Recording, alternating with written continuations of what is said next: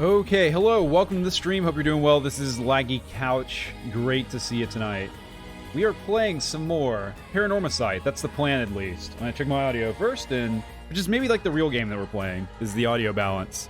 But once that's done, we'll talk about this game and stuff. Okay, sounds okay to me. Very good. Nice short little audio check. Never hurt anybody, except for the people that watch the stream or like the archive and they see me doing that and they're like, this guy has no idea what he's doing. If he didn't check the audio before the stream, I'm out of here. So those people, I guess we'll have to chalk them up as a loss or something, but setting them aside, you know, no big deal. Okay, the menu music here is like really intense. So I'm gonna go ahead and like get into the game and then we can talk about stuff. And I think I might need to load actually to get the save that I wanted. Well, maybe we can do that in a sec. So, PARANORMASIGHT. That's this game. It's the game we're playing right now. We're on part 5 here.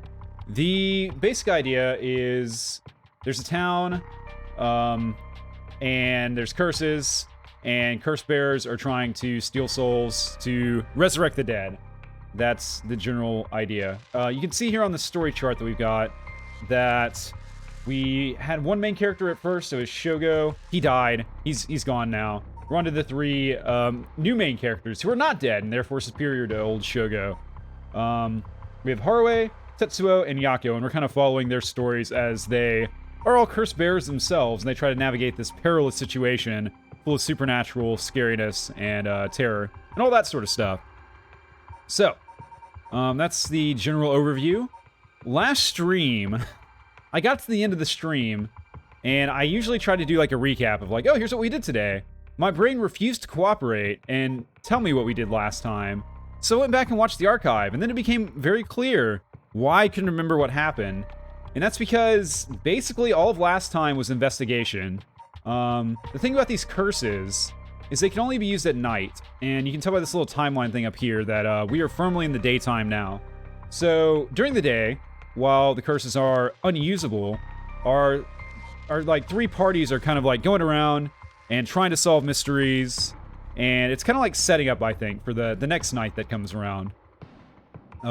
So yeah, a lot of story, a lot of investigation, and not a lot of like solid plot points beyond just like learning what's going on, right? So that's why my brain was totally fried last time, because I don't know, there wasn't much to like latch onto. I guess main findings would kind of be along the following. I don't know if we had anything major revealed up here in the Haruo storyline. I guess just to give a brief overview, Haruo's kid was kidnapped and killed about a year ago, and the details of that, like who done it and why and all that stuff, never really came out, and it was kind of covered up for political reasons. So that's kind of Haruo's thing, and she's also trying to like resurrect her kid. So Tetsuo's a police officer. He's basically trying to investigate and keep the peace as far as we know. He has a daughter that's been directly threatened in this death game by a notorious serial killer who was let out and is now a curse bearer because, of course, that happened. And then we have Yako down here, an ordinary schoolgirl whose best friend, well, we thought killed themselves, but regardless, she's become a curse bearer and is tempted to bring her back. She's friends with a, like, supernatural sort of, like, super kid that's been around the block a few times and knows how to handle situations like this, allegedly. So, that's basically... That's a pretty decent overview of kind of what's happening here. I guess big reveals last time were that we figured out who the big serial killer was. I think his name is Nejima, who is also a curse bearer and probably like one of the main threats in the story so far. He turned out to be the janitor at Yako's high school. And that's bad, obviously. But at least we know who he is, and we're trying to track him down. They haven't found him yet. That was one of the big revelations. Another big revelation, which wasn't... I don't think it's actually been officially revealed yet, but Yako appears to be possessed by her friend who apparently killed themselves, and is probably using her curse stone to like enact revenge on those who she feels wronged by when she was alive. Like I said, that's been hinted at, but not... They haven't said that's exactly what's going on, but I'm pretty damn sure that's what's going on. Like a 90% confidence level on that particular thing. let's see. I guess another thing is Yako's friend. I guess we could look up her name. I'm bad with names. Let's see. Oh, where is she? Mio? No. Michio, I think. Yes, Michio was the friend that they found dead and it was presumed a suicide. Trouble at home and all kinds of like harassment by teachers and abuse by teachers were assumed to have contributed to that. But one thing that was revealed is that it seems that she didn't kill herself. It seems like she did maybe get hit by a car or something instead. So maybe she was like taken out. I don't know exactly what's going on with that. I don't know why someone would want to do that to her. But that's kind of where the game seems like it's going. Maybe we'll get some answers today. Remains to be seen. This has been a very disorganized overview of what's happening. At least, like, the main points in my mind. So, yeah. Now then. Last time I had to eject from the main story. And, go back out here to the title screen. I think I lost some progress. I'm gonna try to grab that back if I can. Yeah, okay, so... Well... Hang on. Okay, that's today. I was looking at this autosave, I'm like, wait a minute, why is this autosave so much later? It's like my save didn't happen, but I think it was this one. From... Yeah, it would have been last Wednesday. Around 11. Seems like around the right time. I'm gonna pull this up, and we're gonna jump right in, I think. Okay. So, yes, here we are. I think we've exhausted everything to do here. We met with Mio and Yako. We're on the Tetsuo storyline. So we're the police officers that are investigating things. We got a ton of information. It seems like characters are kind of like our storylines are kind of crisscrossing. We're kind of like learning things about the cases and the mysteries and stuff. So that's what just happened here. Like I said, a lot of exposition and like story last time. So I think we moved to somewhere. Okay. Well, look at that. So I didn't have to bail out last time. I had to click one button, and we would have been fine. Okay, that was a lot of angst and worrying for no reason at all. Great, you love it. So we got a choice to make now. Do we hop onto the Haraway storyline, or we go with Yako? I feel like the Haraway storyline has been kind of underused so far. You can see like a lot of blank space here, you know, compared to the other two. So I kind of want to see what's going on with Haraway and Richter, her private investigator, who she's hired to investigate stuff privately. Let's do it. Dead or Alive, bit of an ominous title. All right. Summary of previous events. Haraway and Richter visit Michio's home, having determined her to be a key player in the unresolved kidnapping case from a year before. As the complicated story begins to unravel, they encounter two men. Yes, and then things get really complicated. Let's see. Michio is... Let's get an update on her. Michio... Yes, the friend that committed suicide. I don't remember why we were here investigating her with the Haraway story, but apparently we were. So hopefully the game will remind me. It's a little bit tough, you know, like when you play these games on your own, at least like in my experience, you kind of like, they'll grab you and then you just like, I have a very like addictive personality. So if I get hooked into something, I'm like all in and I have to consume it all until it's gone. You know, it's just kind of like the way my brain is. So if I was playing this game on my own, I probably would have finished it over the course of like a week or something, right? This taking a break thing is really not good for my brain. It's why I don't like binge watch stuff anymore too. Or why I only binge watch stuff and don't watch stuff like every week. Sorry. So, yeah. Anyways, let's go. Ooh, new music. Haraway Shigima, 10 a.m. Near the Shiraishi household.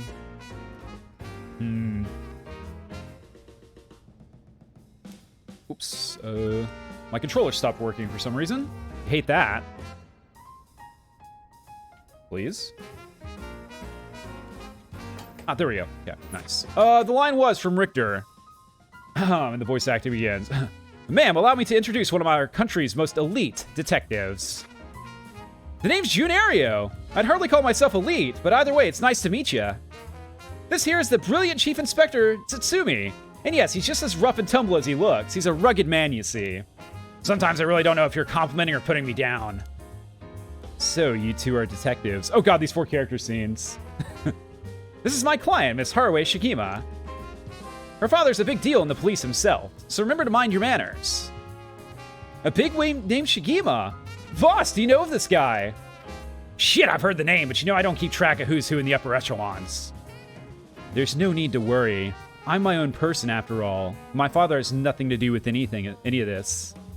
Yeah, she's like estranged from her family because of the way her police family treated the case where her son got kidnapped. She definitely feels like they didn't do what they should have done. And the cover-up as well kind of distanced her from them, so a little bit of backstory. Oh, did you hear that, boss? Looks like you're getting off easy again this time. Don't make it sound like I'm involved in some shady business. It ain't like that. You both seem rather jovial despite being detectives. How rare. All the police officers I've met have always been so dull. Well, you won't find any dull cops here. We'll round up all your criminals with a smile. That's our motto. How lovely. Keep it up.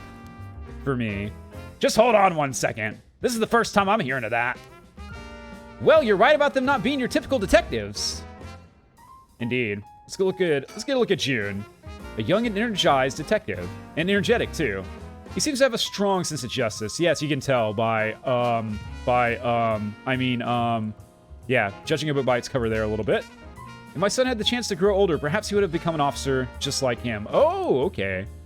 Yeah, so maybe Haruhi finds June a bit sympathetic. Maybe she sees, she just said it, right? She sees her kid in him. Didn't make that connection myself. Then we got Tetsuo over here, dressed in all black. He seems like he's got a lot of experience working the streets. Most of the officers I know are the bureaucratic desk jockey types. The contrast is rather striking. Yeah, I know, like wearing the black, like it contrasts really great with the background and stuff. I agree, Haruhi. Excellent observation. And of course there's Richter over here.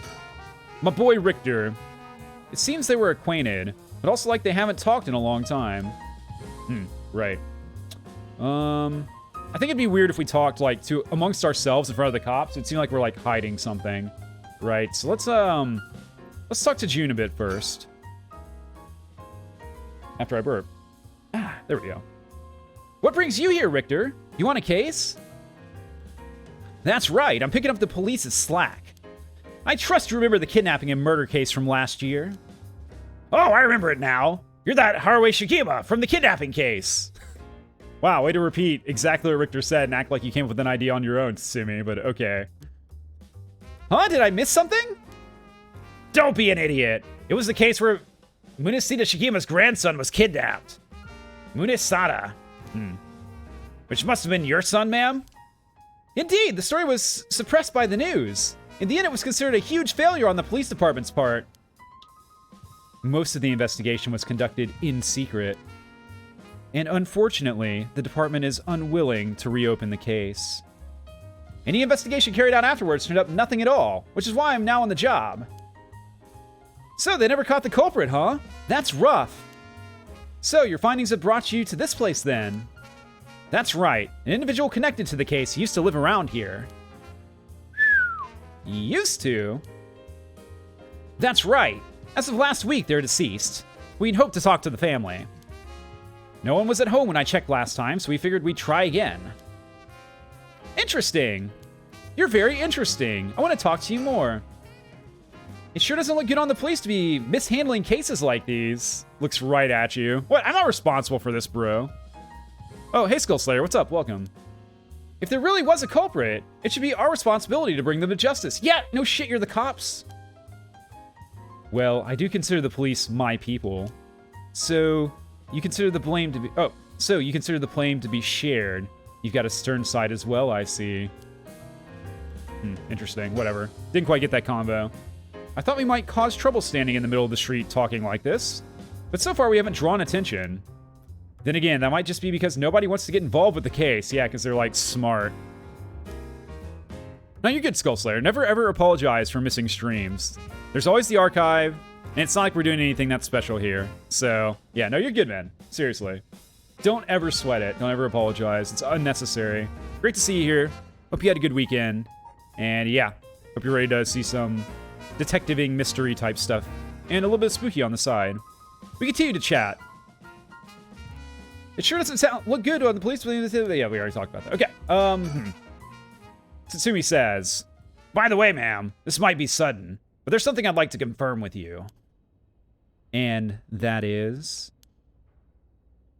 Do you happen to know anything about the 7 mysteries of Hanjo? Sorry, Chief, but that's hardly... With all due respect, investigator, I think my question was addressed to the lady. Ooh. Humph, if you insist. What do you say, ma'am? Can you tell us anything? I think we said we don't know much, because that's accurate at this point. Yeah, I think that's fair. Like, we are trying to hide something, but I don't know if we need to make it, like, that obvious. Skullslayer says they're on spring break, so they'll be here all week. Nice! Congrats on your spring break. Hope you make the most of it. We don't know much. I've heard of the 7 mysteries, but this talk of curses eludes me. Did he say curses? Richter with the face over there like... You really fucked up. Is that so? Well, I'm sorry for the intrusion. No, I think Tsusumi's onto us there. Alright, let's think about this. That was a close one, though. I hope they're not onto us. Oh, they're so onto us, Haruhi. Don't you worry about that. He's the Rizzler, maybe. Come to think of it, I heard some things about this area last night. Something about a strange yet conspicuous man dressed in white loitering around. Who could that be? Hey, Aria, you see anyone dressed in white around here? Not me, boss! Wait a second. I assume they were talking about you, investigator. Well, I won't argue that I'm strange and conspicuously dressed in white. And as it turns out, I was out here last night to conduct my investigation. You see, I'm the investigator, as you rightly noted. Did you run into anything strange or out of the ordinary? Out of the ordinary? I guess I did observe a few suspicious characters. You were asking about curses just now. Why would a public servant be interested in the occult, I wonder? Boss, Richter's a smart man. He can help us if we tell him what we know. Way to confirm it. I can't promise I'll be of any help to you, but I'm interested in hearing what you have to say. Something is happening in Hanjo, isn't there? It must be something big if they've got you head guys on it. Well, I guess it's all right. Desperate times call for desperate measures, and God, are we desperate if we're stooping to your level, Mr. Fingerless Gloves. Thank you, boss. Listen closely to what we're about to say, Richter. And then we filled them in. So by using curses to commit murders, these people collect soul dregs to perform the rite of resurrection. I've never heard of anything like that. We definitely weren't having a conversation about that before you guys showed up. And these curse stones are somehow connected to the 7 mysteries of Hanjo. It's a tough story to swallow, but I don't see a reason to doubt you either. I agree, Skullslayer. Fingerless gloves are cool. But from Tetsuo's point of view, he would think they're lame. I'm just getting in character, bro. I'm a professional, you see. Professional, casual, stumbling over all the words, can't pronounce Japanese. Voice actor. At your service. Ario says, we figured the strange occurrences happening around here recently are connected to these curses. To get the situation under control, we've been searching for the curse bearers to confiscate their curse stones. Do you have any information that might help us? That's tough. I never expected curses and other mumbo-jumbo to play into all this. But if we're talking shady characters... There was this middle-aged fellow I saw on South Warigatsui Street. He had an average build. Nothing special. He was anxious, like he was searching for prey. Boss, what do you think? Well, considering the location, it could have been Hideki Araishi. In fact, it was Hideki, I think. Skullslayer's asking about Shogo. Yeah, Shogo's so dead. Shogo's very, very dead, Skullslayer. He died in, like, the first arc. We found his body this morning in the park. We already got his curse stone. Impressive. You two are working quick. Did you see anything else? Not that I can remember. That's a shame. But you're not satisfied. I gave you everything we know, man. If you see any characters who look like they might be carrying a curse stone, it'd be a huge help if you let us know. Absolutely. I'll let you know if we find anything. Richter, perhaps you could lend a hand in our case too? There's a number of people who we can't track. Oh my god, phone, shut up. And finding missing persons happens to be your specialty, no? I hate to disappoint you, but I'm busy enough with this case. The faith of my clients is what keeps me afloat. I have to prioritize requests by the order in which they come. I see. Well, can't say that's not fair. What do you need a private investigator for anyway? The cops should have plenty of bright folks to throw at the job. Sarcasm. True, but Ario didn't get it. This isn't an ordinary case we're dealing with here. True. Okay. Yep. Skullslayer's asking what happened to Shogo. I'll show you what happened to Shogo. Shogo Okie. First person in our file. Actually, it doesn't say. Well, he died by the curse of the whispering whatever.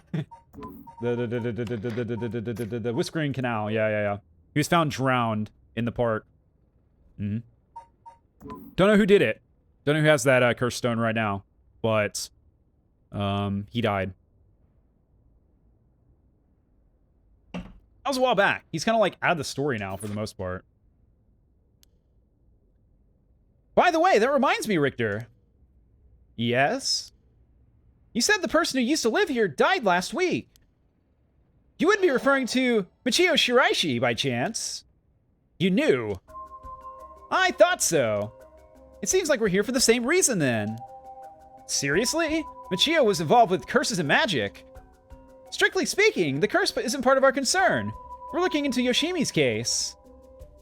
Yoshimi? Oh right, Hajime Yoshimi. Yeah, indeed, poor Shogo. I liked him. That's right, he died on the job. I'm sure you've heard of it. I heard. It was a most unfortunate loss. So there's a connection between Hajime Yoshimi of the Juvenile Division and Michio.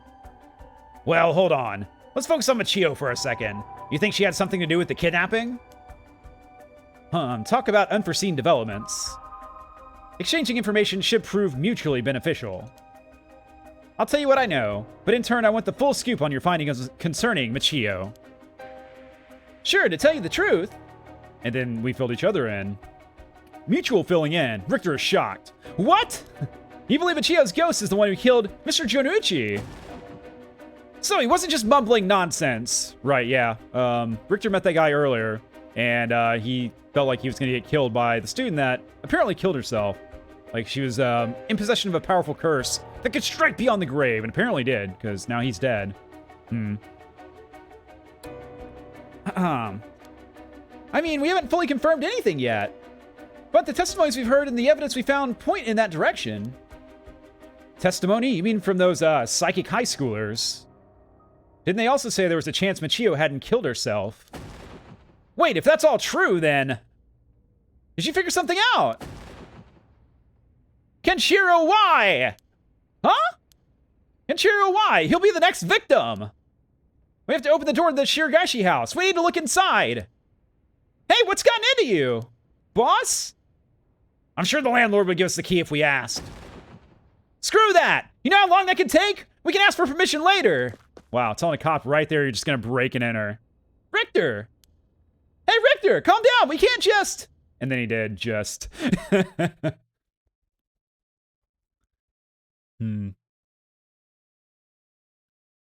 Skullslayer said they're playing some COD, enjoy your COD, and that Richter's still a top G. Absolutely, Richter's a top G, the toppest of Gists. And he delivered this line. Take that, you shitty door. That's how you do it. Kapam. Richter, get a hold of yourself. I see you're still the same as always. Everyone, come quick. Look at this. Oh, shit.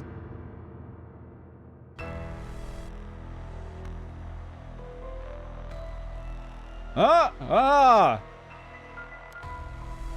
what's up with this room? Boss, there's a dead body in here. Whoa, could that be Michio's dad? Nah, he's her stepdad at best, if that. It's gotta be the body of Kenshiro Iwai. There's no doubt about it. The man's a goner. He's gotten real messed up. Looks like he's been like this for a while. I'd say it happened last night. Ario, did you find Jonuchi's body in the same state? Now that you mention it, it looked as though Kohei Jonuchi died from a number of heavy blows. What are you suggesting, investigator? It was Michio Shiraishi. She's alive. She used the power of the curses to get back at the men who ruined her life. That's ridiculous. You're suggesting she actually revived. It's gotta be that. And if she's alive, then... Oh. Oh, hey, storyteller. Haven't seen you in a while. Actually, kind of forgot you were a thing.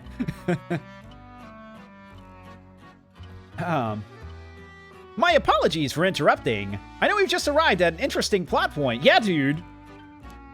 But do you really think a dead girl is going around taking revenge from beyond the grave? Consider this. What if Michio Shiraishi never died? But seeing as you've come this far, I'm sure you already know the truth, don't you? Actually do for this one. And so I would have you answer me a question. Where in Hanjo was Michio Shiraishi at the hour of 8 o'clock this morning? She was at the candy shop. Absolutely. Heh, I see very well. Congratulations, you are correct.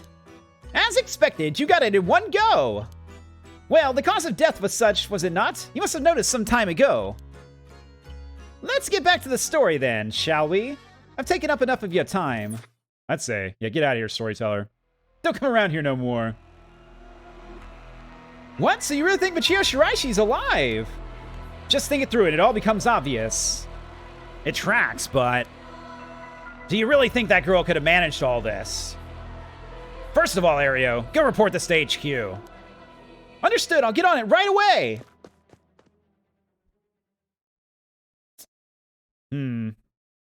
I'll start investigating this place. I'm sure it sure isn't lacking in stuff that needs looking at.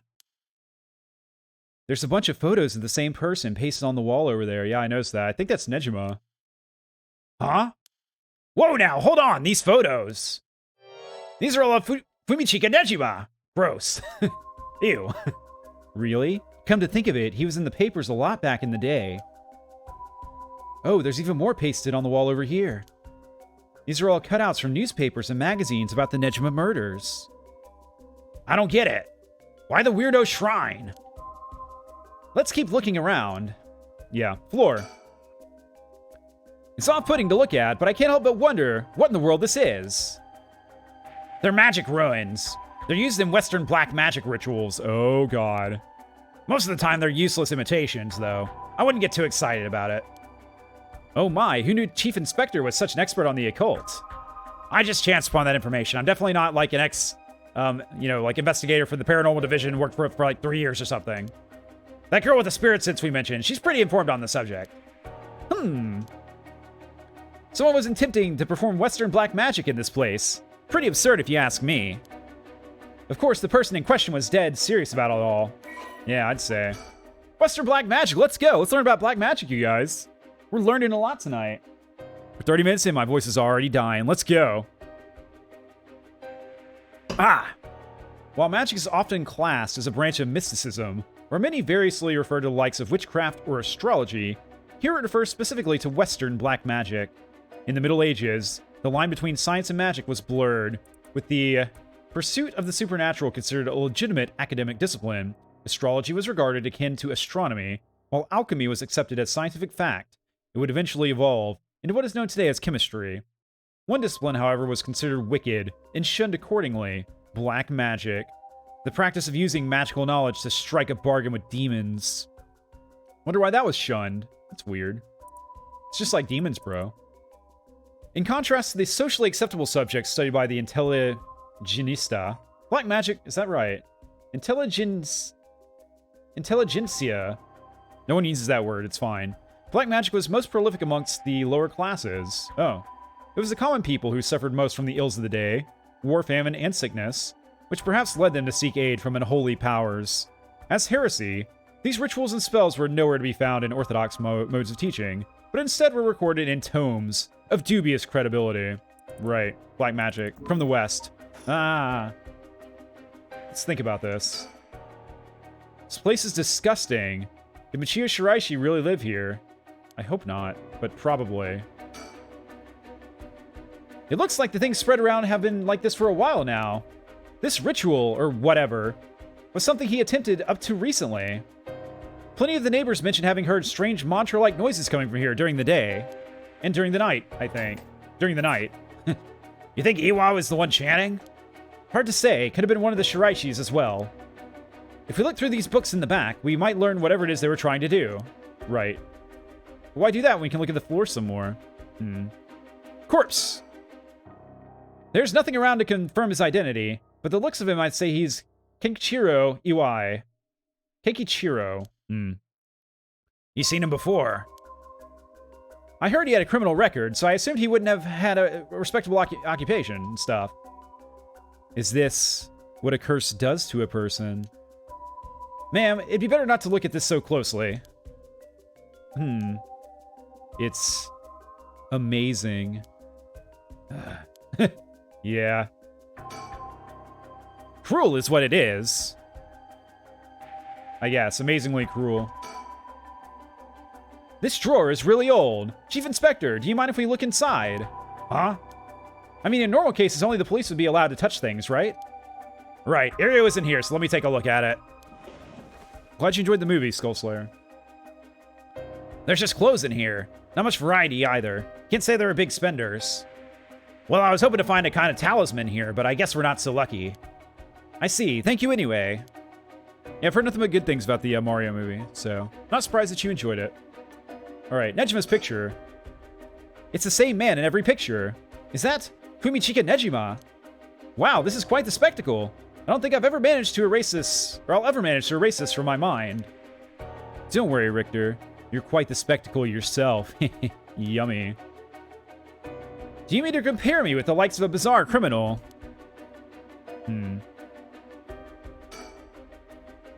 These aren't just cut from publications. They even snapped a number of shots on their own. They must have admired him. Why else would they have collected so many pictures? Whatever the case, it's certain they were obsessed. Yeah, I'll say. Uncomfortable. Ooh, a window. With the window and storm shutter closed, no light gets in here at all. It's pitch black. The neighbors mentioned they started to keep the house shut like this not long ago. Yeah, you can tell why. We don't want people asking questions, and there's a lot of questions to be asked here. Alright, newspaper cutouts. Look at these! Pictures of Fumichika Nejima cut out from newspapers and magazines. Whoever put these up was obsessed. I wonder what their intent was. You think the Shiraishis are somehow connected to the Nejima case? Perhaps they did this as to not forget a grudge or something. It's crazy to think Nejima might be involved in all this too. Huh? Do you think he might have anything to do with the body here? Maybe. The man's already out on parole. He's a curse bearer with a curse stone now. He announced that from sundown today he's going on a killing spree. Oh dear. Ooh, she's worried. There's an emergency search underway as we speak. No one's managed to get a hold of the bastard. So he hasn't changed his ways. That doesn't bode well at all. To tell you the truth, the lady here isn't completely unconnected from the Nejima murders either. You don't say. That's right. We talked about it last night. 20 years ago, I found the hand in Samita River that brought the incident to light. You don't say! Look, his eyes are huge. You were the kid from back then. You were really brave. You did a great deed. Were you the detective I spoke with? I had no idea. Hey there, Void Hatter. What's up? Welcome. Hope you're doing well today. So you two have met before. Fancy that. I've been worried that Fumichika Nejima might bear resentment towards you, ma'am. Huh, you might be right. Unfortunately, that asshole is quite the resentful type. Oh dear. That asshole. I wonder who put the idea into his head. And now he's got the one-sided read, too. He's threatening to massacre the people of Honjo at sundown. Seriously? On top of that, he's been itching to get revenge on me as well. Of all things, the man's gone and threatened to kill my daughter. Damn, that's quite the threat. Certainly you can't afford to stay put here. That fucker wants to get us all antsy. When I finally get to arresting him, it'll be with a cool head. Not gonna give him the pleasure, huh? Well, if Iwai and Fumichika Nejima have anything to do with each other, then this room might hold a clue to Nejima's location. Let's hope so. Yeah, that'd be great. I think it's asking a lot, though.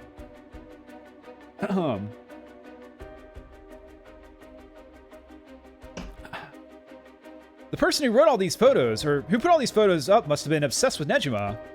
They might have had some relation to Nejima's victims, or perhaps it was the opposite. The opposite? What if it wasn't loathing, but admiration? But then what? Finish your thoughts. Oh, whatever. What if these books? A sliding door first. This sliding door leads to the kitchen. It barely fits the frame. That's all we're gonna say about that, I guess. Alright, book time. What do you say, Chief? Would you let me look through it if I wore gloves? Oh my god, would you let me look through that if I wore gloves? Would you let me look through the books? Would you let me see the books if I wore the gloves? That's what he's trying to say. Well, it's not like I'd be any help with foreign languages. Go ahead. Thank you. Huh, this seems to be a book on Western black magic. The same runes are written here alongside detailed descriptions of the procedures.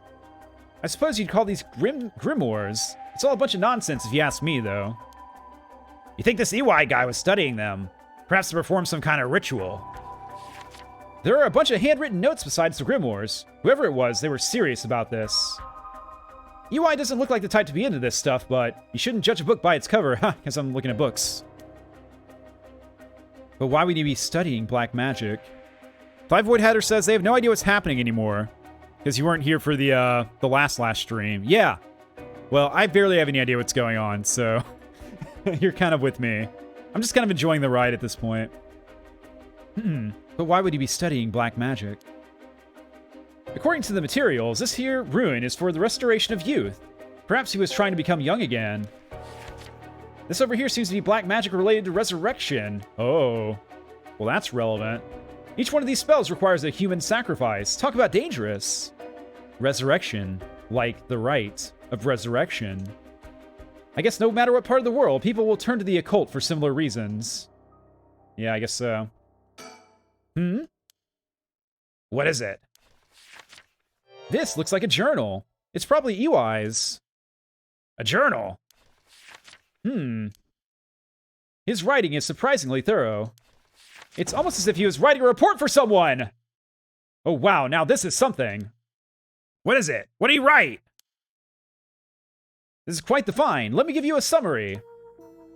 So, this Kankichiro Iwai fellow, he's been searching for a spell to restore youth for years. So he was into black magic from the start. He believed that if he could learn to successfully perform the spell, he could then use it to earn a fortune. To tell you the truth, it seems he was already getting funded after he acquired this grimoire. You don't say. This is starting to sound kind of familiar. But first, let's find out how he got his hands on this grimoire. It seems that Nejima told him where he could obtain the books when they were both in prison. Oh. What? That's nearly too much of a coincidence. Likely not a coincidence, it seems. Iwai took an interest in the Nejima murders after it made the news. He admired him rather passionately. Ooh. You might even say he worshipped the man. Worship? Nejima of all people. Yeah, it's like a real phenomenon, right? Where people, like, become obsessed and, like, worship mass murderers. In fact, I think I've heard of, like, women falling in love with mass murderers and, like, murdering them, like, in prison. Or not murdering them, marrying them, like, in prison and stuff. Weird stuff, man. People are weird. People are odd. And that ain't no lie. This was a time when students were itching to rebel. Anyone who did something to shake the world was bound to gather admirers. The Void Hatter's asking who we are now. I will show you when we get a break, the Void Hatter. It'll be easier to explain when we get to the timeline. But I can't go to the timeline without losing all our progress. So, sit tight. Or don't. It's up to you. But I will explain later. Richter continues. EY had been collecting these photos ever since that time. And since he just so happened to land in prison at the same time as Nejima, he made sure to get in contact. This is a lot. This is a lot of shit you just laid down on me. I mean, even having it all laid out like this. The thought of Nejima being involved with these grimoires is staggering. I don't think we've ever had anything pointing to that. What's the connection? To be honest, it's a shock to me too. For years, we've been scratching our heads over the motives behind the Nejima murders. Yeah, it's been a mystery to us all from the very start. Whoa now! Just wait a minute! Do you think? No way, are you saying... That's right. The murders might have been for ritual, He was attempting to perform black magic. The instructions written down from the sacrificial offering match up exactly with the acts carried out by Nejima. You've got to be kidding me. So that sadistic crap he was doing was all for black magic. That's what the evidence suggests. However, Nejima tried to do some type of resurrection ritual, but Iwai had different motives. Chief Inspector, you might think this is all the stuff of fantasy, but that doesn't refute that Nejima and Iwai were both acting in earnest. This is batshit insane! You're telling me that Nejima did all this for some hokey-pokey resurrection? Shit! Resurrection! That means there must have been someone Nejima wanted to bring back to life. Ugh! Damn, that's it! That has to be it! No! Fucking hell, it all makes sense now! What? What is it? So, about the Nejima murders. There's some information that's been kept from the public. Go on. When we broke into his house and arrested him, we also found a baby. A baby? It was a girl, looked to be about 6 months old, but she was covered in filth. She looked so weak and sickly. We called the medics right away. If we were a second later, I'm sure the girl would have died. So was Nejima the father? He told us he'd found her under a bridge. He found her? She was abandoned. I've heard of parents threatening to leave their children under a bridge as a threat, but to think it really happens. I suppose there are those cases with the dead newborns found stuffed in coin lockers, so it's not without precedent. I'm sorry, what the fuck?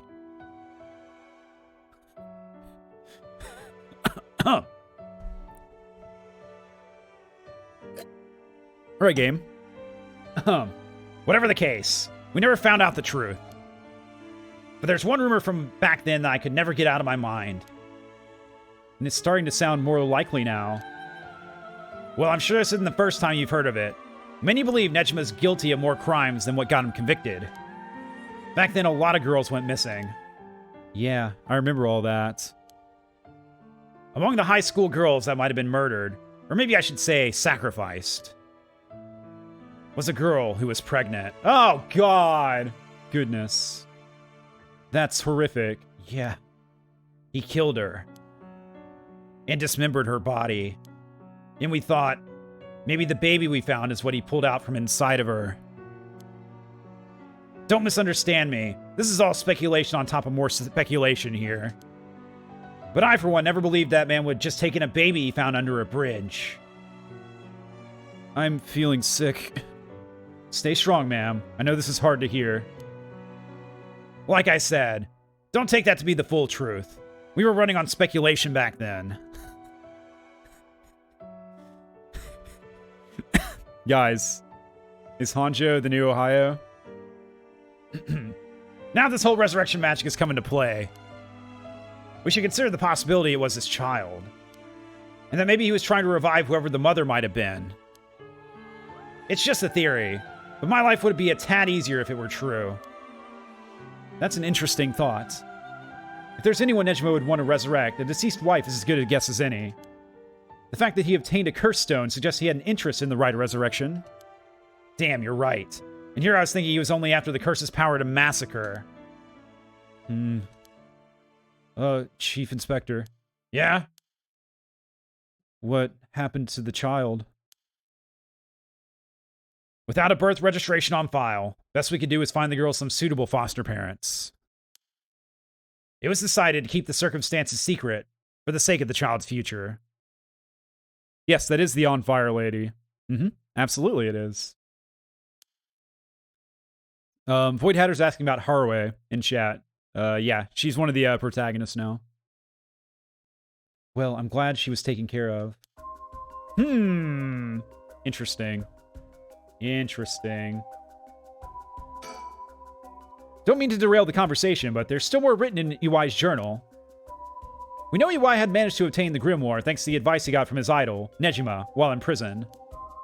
After conducting research and gathering more information, he determined he had a chance to get rich quick. Right, he thought he could make some money if he could successfully use rejuvenation magic. Correct. Turns out someone gave him the idea. Someone gave him the idea. Okay, that one wasn't my fault. And get this. It was the one and only queen and chairwoman of Hyaku Soaps herself, Natsue Yamamori. Oh shit, here we go. Wait, the chairwoman of Hyaku Soaps! So that's where this leads. Here, let me read what he wrote. The Queen of Hyaku has a strange fear of growing old. Yeah, really weird. Like, strange that she'd be afraid of growing old. Her fear of death is even worse. If she does die, she wishes to be revived, and she will spend whatever it takes to preserve her beauty. Magic rituals and rites. She'll use whatever means necessary. Her tenacity is unbelievable. She was apparently investing money into any research on resurrection, the restoration of youth, and the like. Huh, so she would even throw her money at the occult. The places greed will take you. Well then, that brings us to Hideki Araishi. She presumably funded his research into Rite of Resurrection as well. That's what it all points towards. I wouldn't be surprised if the Witch of Hyaku pounced at the rumors of the Rite of Resurrection. This is starting to sound likely. It might also be why she's spreading the rumor about having godly powers. It's a convenient cover for if she becomes young again. Godly powers? What's that all about? Yeah, no, she was talking some shit earlier. You can ignore that. Either way, nice way to play that off, Richter. I'm sure he doesn't suspect anything. Either way, I think Iwai took the payments he was getting for his research to seduce the family into taking him in to keep a low profile. The Shiraishi family, Michio and her mother, Toshiko, were just as unlucky marks. And this is where you get involved. Are you feeling steady, ma'am? Huh? This has something to do with me.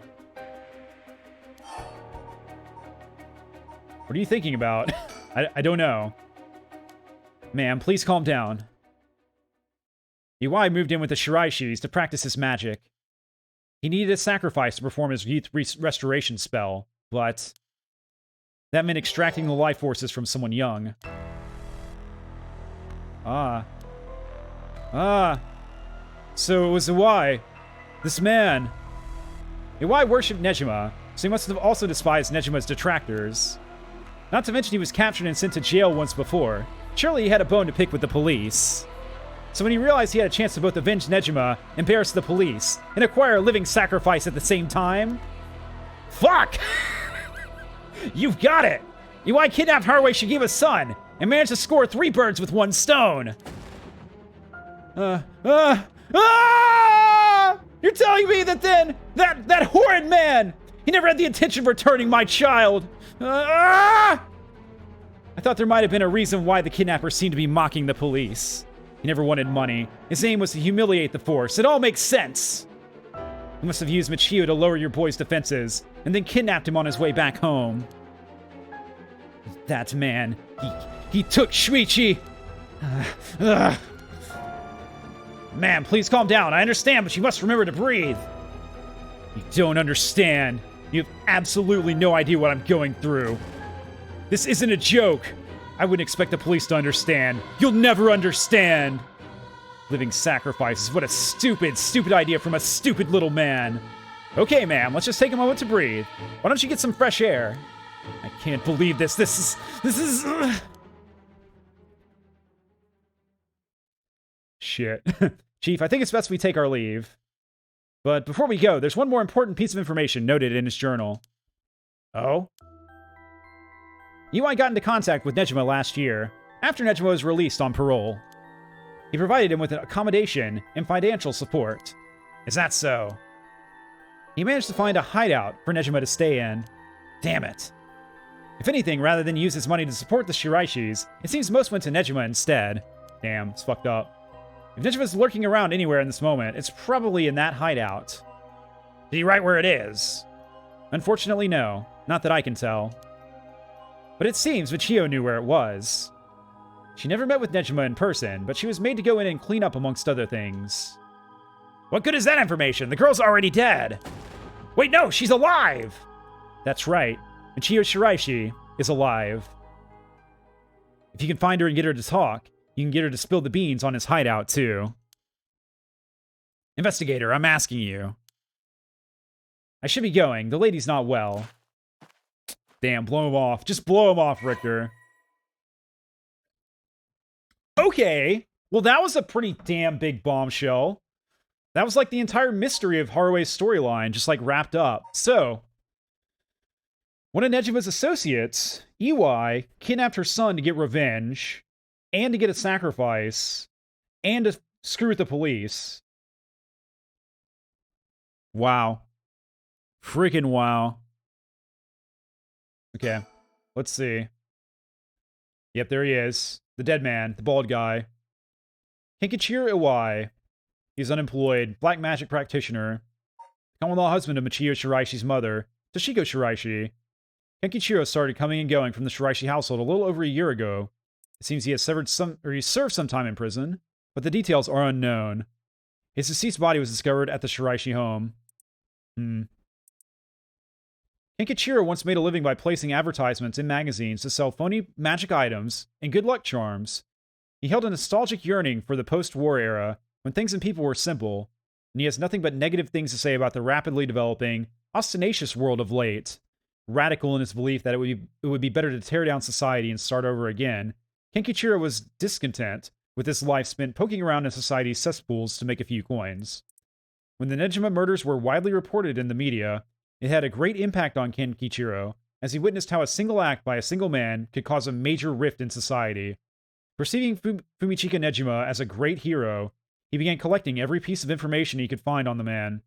Kenkichiro was later arrested for his illegal business practices, and a chance meeting with Fumichika during his incarceration solidified his idolization.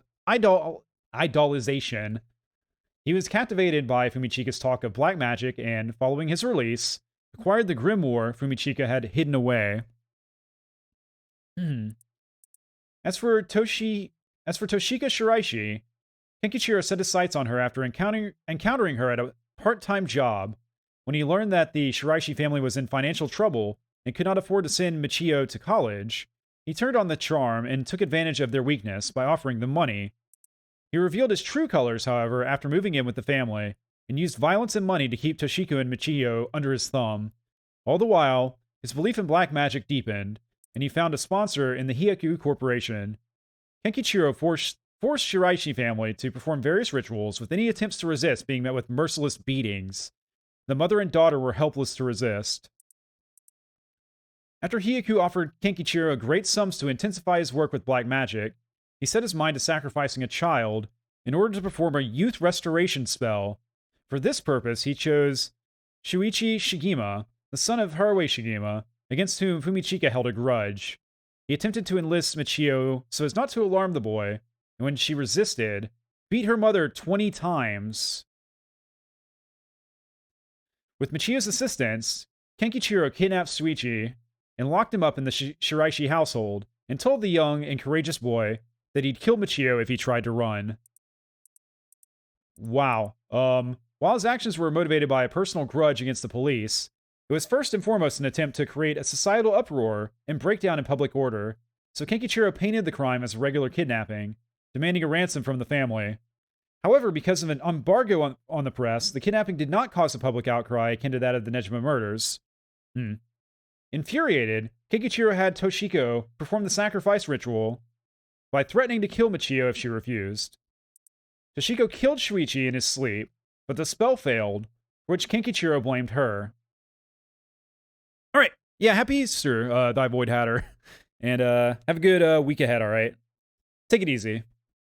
And thanks for hanging out for a little bit. Warning Michiyo to keep silent about the murder to avoid incriminating her mother, Kenkichiro dumped the boy's body in a nearby river. The tiny corpse was found a week later in the Sumida River after floating through several canals in Honjo. Having drifted for days in the polluted waters, little evidence remained. Although Kenkichiro performed no further sacrifices, his devotion to black magic only increased. Toshiko and Michiyo spent their days consumed by guilt, forced to continue serving Kenkichiro until the day they died. Holy crap. Jesus Christ. Wow. Horrible guy. Horrible guy. Had a bad vibe about this guy from the start, but I mean, that's like next level evil. Whew. Damn. Damn. Okay. Huge mystery solved, though. huge mystery solved. And at least he's dead. Like, I'm not sad to see him gone. Are you feeling better now that we've gotten some fresh air, ma'am? I'm fine. Suddenly finding out who the kidnapper was really made me lose my wits. We managed to solve the kidnapping case by pure luck here. You're right. But, Richter, I feel grateful towards Michio. Because she killed the kidnapper. There's that, too. But it's for something else. If Michio's the one killing all these people, then she must have acquired quite a sizable amount by now. Soul dregs, I mean. Hey, Richter. Whether the kidnapper's dead or alive, it doesn't mean a thing. Revenge won't bring my boy back. And if Nejima is planning to cause a massacre to collect soul dregs, then all the better. I won't give up on resurrection. Damn, chills. She's cold, so I'm counting on you. Wow. Wow, wow, wow, wow, wow, wow, wow, wow, wow, wow, wow. Okay. I think we'll stick on this storyline for now. Yeah. Let's keep it rolling. Too much to handle. Haruhi and Richter break into the Shiraishi residence with the detectives. They find a journal left behind by the deceased Iwai, finally revealing the mystery behind the kidnapping. However, Haruhi remains unsatisfied. Yeah. Oh, God. Haruhi Shigima, 1 p.m. Shigima Mansion, reception room. You'd say it's a reception room because they got reception on the telephone. In further news, today the body of an adult male was discovered in the residence of one of Toshiko Shiraishi's around noon. The man identified as Kenchiko Iwai was said to have been in a relationship with Toshiko. He was unemployed at the time of death. Which is good, because he didn't have any more sick days or off days or anything. While further investigation is still underway, it's suspected that his death is connected to the recent serial killings in Hanjo. Evidence on the scene also indicated Mr. Iwai in the unsolved child abduction and murder case from last year. Thank you, announcer guy. Well, ma'am. It seems like we managed to settle one part of the kidnapping case for now. Holy shit, did she turn on the TV? Thought she was against TVs. This changes my entire perception of Haruhi's character. Let's begin discussing our next steps. Right. But first, let's look around the room. I've grown so used to seeing this scroll, I don't really give it a second thought. Oh, but I do. We'll give everything in this room a second thought. In fact, I think a third thought, because it's like our third time in the room. No matter how much I look at the flowers, they don't make me feel anything. Makes me feel, yeah, I don't feel anything either. Wonder what kind of music Richter is into. I imagine he likes English songs. Why would you think that? Hang on. Oh, did we already get this one? TV? I've stopped watching the news. Yeah, you just turned the TV off. You mean, like, just this minute. There's too much fluff. I wish they'd cut out the pointless stories and just report on what's important. Interesting. Sounds like a typical old person view to me. The ticking of the clock gets on my nerves sometimes. Then remove it, it's your house. The lights. It's a little dim even during the day, but I like it that way. Yeah, you've mentioned before. A fax machine. It can send images to other places along the telephone network. I rarely find a use for it. I only send words and fan fictions and stuff. Okay, yeah. I don't have a reason to use the phone right now. Just looking at it. Didn't say use it. Alright, Richter. God, you're a good-looking guy. He's always going at his own pace. He's rather fascinating. Yeah. Yeah, fascinating as in... I'd be fascinated if we, like, spend a night together. Alright, about the kidnapping.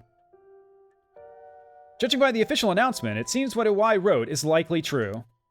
With both the kidnapper and his young accomplice dead, the police should be able to handle the rest. Now that it's over, I can't help but think of how pitiful it all is. We never would have known a thing had we not found his journal. Carelessness is usually what leads to crimes like these being exposed. Oh, Skull Slayer, you want me to make a clip of that? I kind of let that moment, like, slide by, because it's kind of, like, self-aggrandizing. But I can do it if, like, you really want me to. It's possible.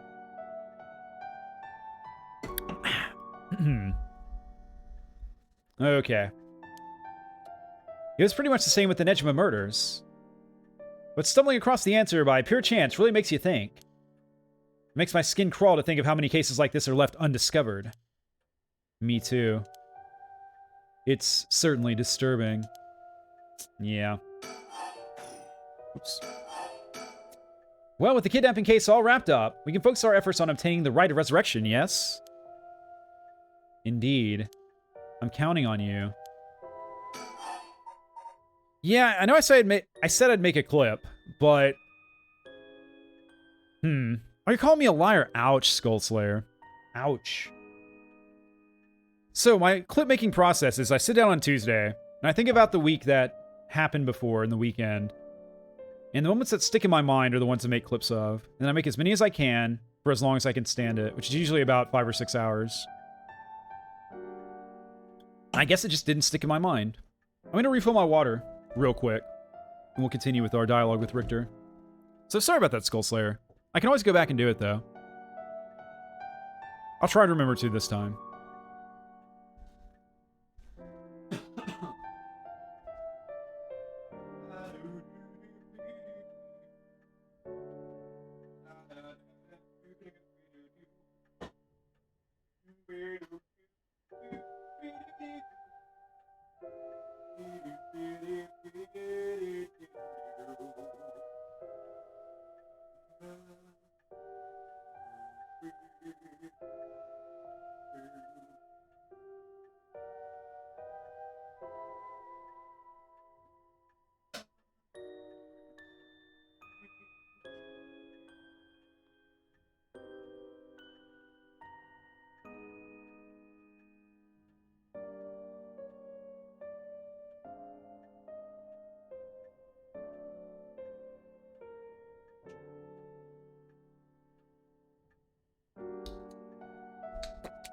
Okay.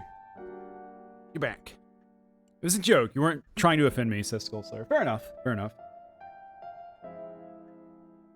Okay. Let's continue. Alright. About the remaining curse bearers. I figured you were joking with me, Skull Slayer, to be honest. I was just playing along, you see. Alright, let's reassess this curse situation. Right. I must admit, I never expected the police to be so on top of things. They're usually so incompetent. The Chief Inspector, Tetsuo Tsutsumi, provided us with a good wealth of information. I'm surprised he knew so much about the curse bearers, though. Do you think he noticed that I'm one of them? I'm pretty sure Ario didn't. The Chief Inspector, on the other hand, we'll have to be careful around him. Yeah, I think he knows. I think he knows. But if he had suspected anything, I'm sure he would have detained us. We should stay vigilant moving forward. Agreed. Even if we steal a curse stone, you may not be able to successfully perform the rite unless you're a curse bearer yourself. Would you be okay with hanging on to the stone from now on? Of course. Just don't use it though, okay? Pinky promise? She's like, damn it. All right.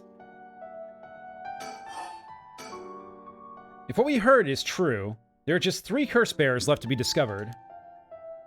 There's the Whispering Canal, the Beckoning Light, and the Taiko Suguru left to investigate. It may benefit us to visit the places connected to these stories a few times. I see. I'm still highly suspicious of the people at the Hyaku Soaps. They could be the ones pulling the strings. What do you mean you're suspicious of them? We just found out that they're actually literally funding black magic. I'd be suspicious too. I think it's a reasonable outlook. I think we should probably arrest them all, like, right now. But on what evidence? A madman's journal? I guess we probably can't.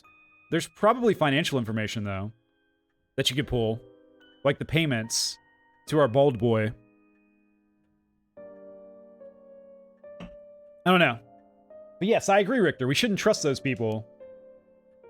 That Takumi Yumioka fellow is probably aware of the curse bearers we're searching for. Takumi Yumioka. Takumi. Is he the black suit guy? Where is he? Like the secretary guy. Yeah, it's like Takumi. Takumi Yumioka. He's a secretary, and is probably like doing all the dirty work for the chairwoman. Tracking his movements may prove to be useful. You want to follow him. If we were to follow anyone, he'd be my first choice, but... Damn it, times like this really have me wishing I had more personnel. I imagine it's tough working on your own. It's the plight of running a small business. I'm always on the hunt for a skilled assistant. Oh. Are you saying what I think you're saying? Oh, I didn't offer us a job, damn it. Another ship that fails to sail. And then there's Nejima, who appears to be a curse bearer too. The one-sided reed, I think it was. If we want to look for someone that's likely to gather a whole lot of soul dregs, well, look no further. He did say he would unleash his curse on a large number of people at nightfall. If he gets the chance to. If the Chief Inspector manages to track down Michio, then, well... There's a chance he'll manage to apprehend Nejima before he gets up to no good. But why did you tell the Chief Inspector about the safe house? If he hadn't had that lead. It was written in Iwai's memoirs. It was just a matter of time before he found out. Also, you know, keeping a mass murder from killing a bunch of people. I don't know. Yeah, exactly. Besides, we're talking about massacre here. I can't just turn a blind eye. How different is it from any other curse bearer collecting soul dregs? Well, if we're talking Nejima, it could be a lot more dangerous. We'll just keep a close eye on Nejima and the cops. Should we think a bit? Next up, what do we need to do to get our hands on a curse stone filled with soul dregs? Check Amazon, I don't know. What about that girl from before? Ayame Tono. Ayame Tono is her. Ah, yes, Ayame. She wants to bring a famous artist back to life, and she is certified, crafty, and crazy. Do you think she could be a curse bearer? Well, there's a chance she could have gone and stolen someone else's curse stone by now. That's possible too, but... We haven't been to Midoricho Park yet, the place connected to the Taiku of Suguru. Ah, right. That's close to where she lives. What if she was a curse bearer this entire time? She could have lied. It's possible. Would make her a brilliant actress to boot. The idea's got me itching to investigate her again. I bet you're itching to investigate her, bro. Thinking you can fix her, eh? That place is rather suspicious. If only we could run into someone there. Where? The park? Anyways, about Richter Kai.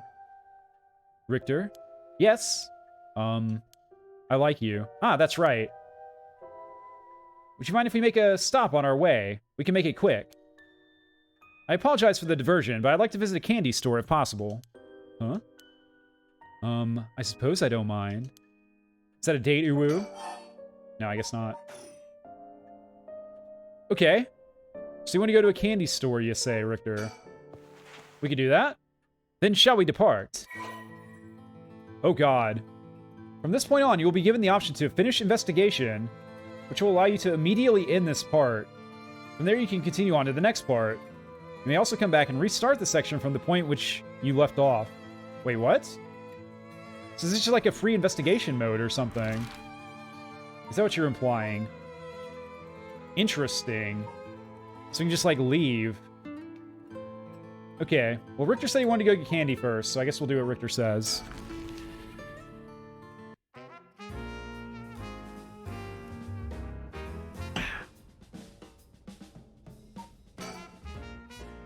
Apparently, Richter likes to visit the local candy shop in every district he visits. I figured once you've seen one, you've seen them all. But in reality, each one has its own unique displays and colors to match the locale. It kinda irks me that we stopped here simply for the sake of entertainment. But I suppose he needs time like this to relax and recenter his mind. He works so vigorously every day. He's stepping on the heels of his jeans, bro. Is that okay? Whatever. I shouldn't question the style of a man like Richter, I suppose. He clearly knows what he's doing more than I do. He's up in front with the kids to participate in the raffle. It's weird seeing an adult his age enjoying himself so much at a candy store. Look at him enjoy- Oh, there, never mind. I was gonna say, wow, he's really enjoying himself. He's just, like, standing there. Oh, it seems he didn't win anything. He's pouting so hard, even the kids are laughing at him. Okay.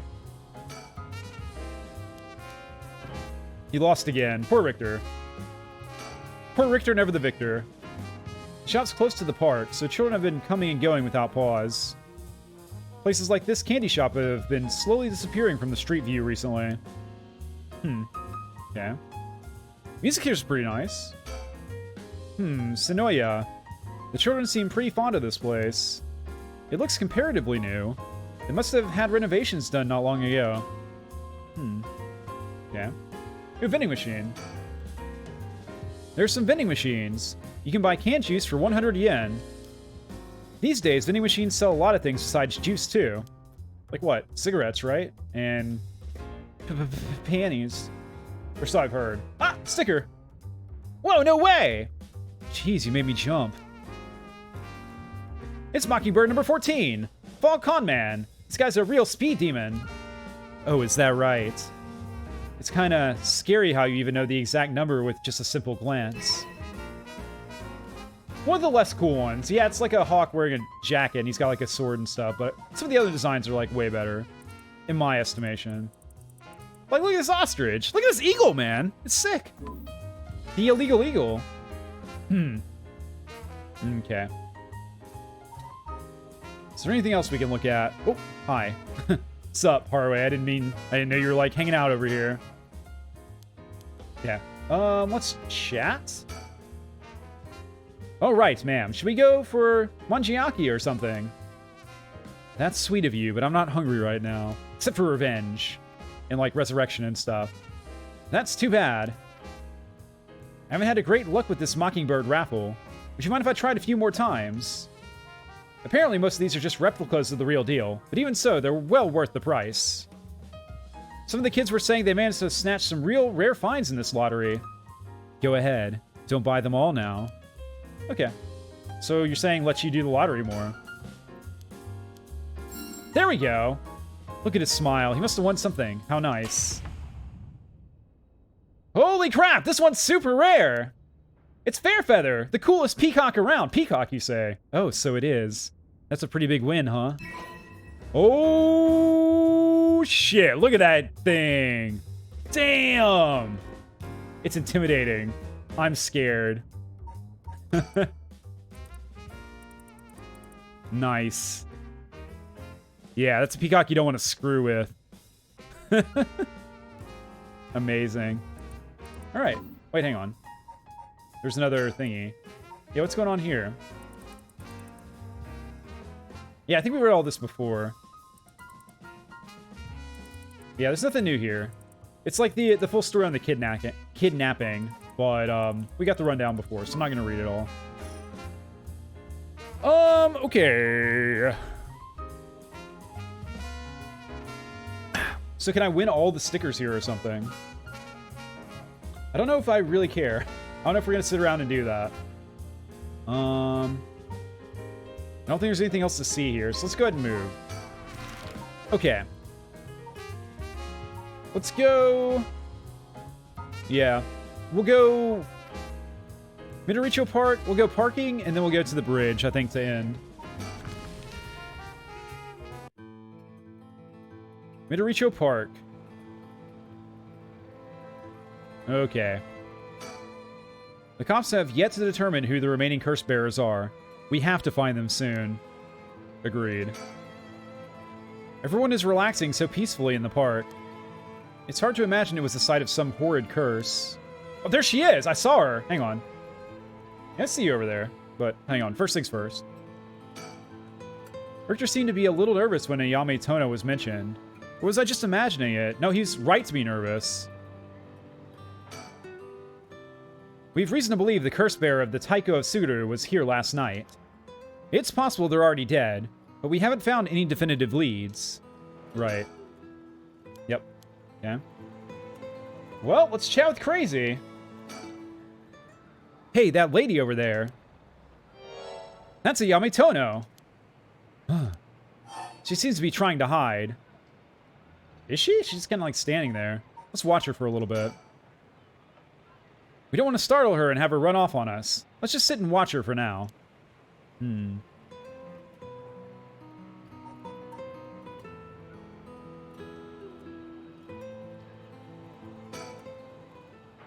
Doesn't look like she's planning to move anytime soon. Alright, that's enough watching. Oi! Alright, I'll be right back. Ah, he's gone. I suppose he really wanted to talk to her. Oh, there he is. Nice one. Unseeable. He actually is pretty, like, he's blending in better than I thought he would. Does he mean to jump out and surprise her from behind? Huh? Does he mean to intimidate her? Ah, she noticed. I guess his purpose was to talk with her after all. Wonder what they're talking about. She doesn't look like she's planning to run.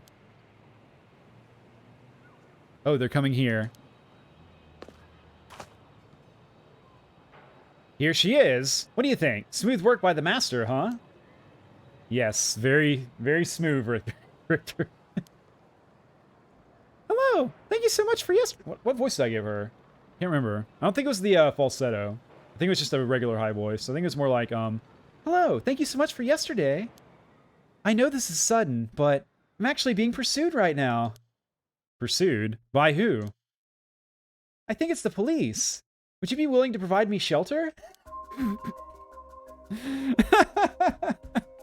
Sure, crazy lady. Promise not to, like, kill us and steal our souls? From the police. I figured we could hear her out and see what kind of mess she's gotten herself into. Don't make it sound like I'm some kind of criminal, please.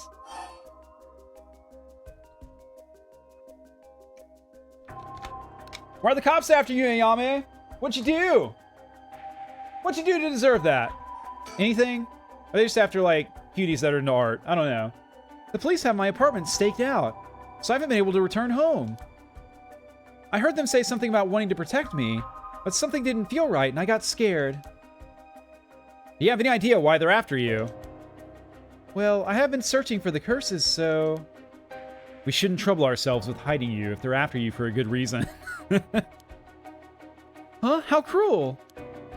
But this handsome investigator wouldn't turn me in so easily, would you? It's unfortunate, but we've got reason not to get involved with the police ourselves. What shady reasoning. But if you've got some murky secret to hide, we might as well cooperate with each other, no? She's all about cooperation, isn't she? Even though she's a proclaimed backstabber. Let's talk more about that. But if you got some murky secret to hide, we might as well cooperate with each other, no? Still deciding. About the Rite of Resurrection. Anyway, how are your plans to, you know, resurrect Hakusai going? Ah. Fortunately, that's been going quite well. Oh? Does that mean you found someone to steal a curse stone from? She's like, yeah, you! Not exactly, but I found out a kind of last resort. Which is why I can't let the police get me. What do you mean by last resort? You're really asking me that. It doesn't concern you at all. Why should I tell you? Okay. What if we make a deal? In exchange for keeping you hidden from the police, you tell us about your last resort. Huh? Is that what got you interested? Oh, I've got it. You're meaning to steal it for yourself. Not at all. Actually, absolutely. I'm just curious. That excuse will just not do. I don't need you to. I'll find a way to stay safe on my own. That was a close one. I should have known the only one you can count on in this world is yourself. And she's gone. Ah. We can't let her get away. Let's go after her. Stop it. Get any closer and I'll scream. Please wait. We'll help you out with no conditions. Well, you changed your mind quick. That just makes you all the more suspicious. Fair point, though. I tried my best, but I couldn't convince her to stay. Could it be that you don't know how to handle a girl like that? Who does, ma'am? Who does?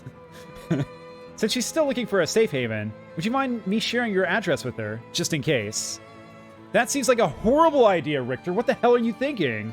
Well, it doesn't really bother me, but you do recognize there are police officers in my close family. At least it'll allow us a way to keep in contact, no matter how small. Yeah, your home address. Just a small way of staying in contact. Whatever. Whatever, Richter. Ayame Tona says her plans for the Rite of Resurrection may be achievable through this last resort. Does that mean she's given up on our plan to steal a curse stone? Richter? You know, I have one as well. A last resort. You do? Ah.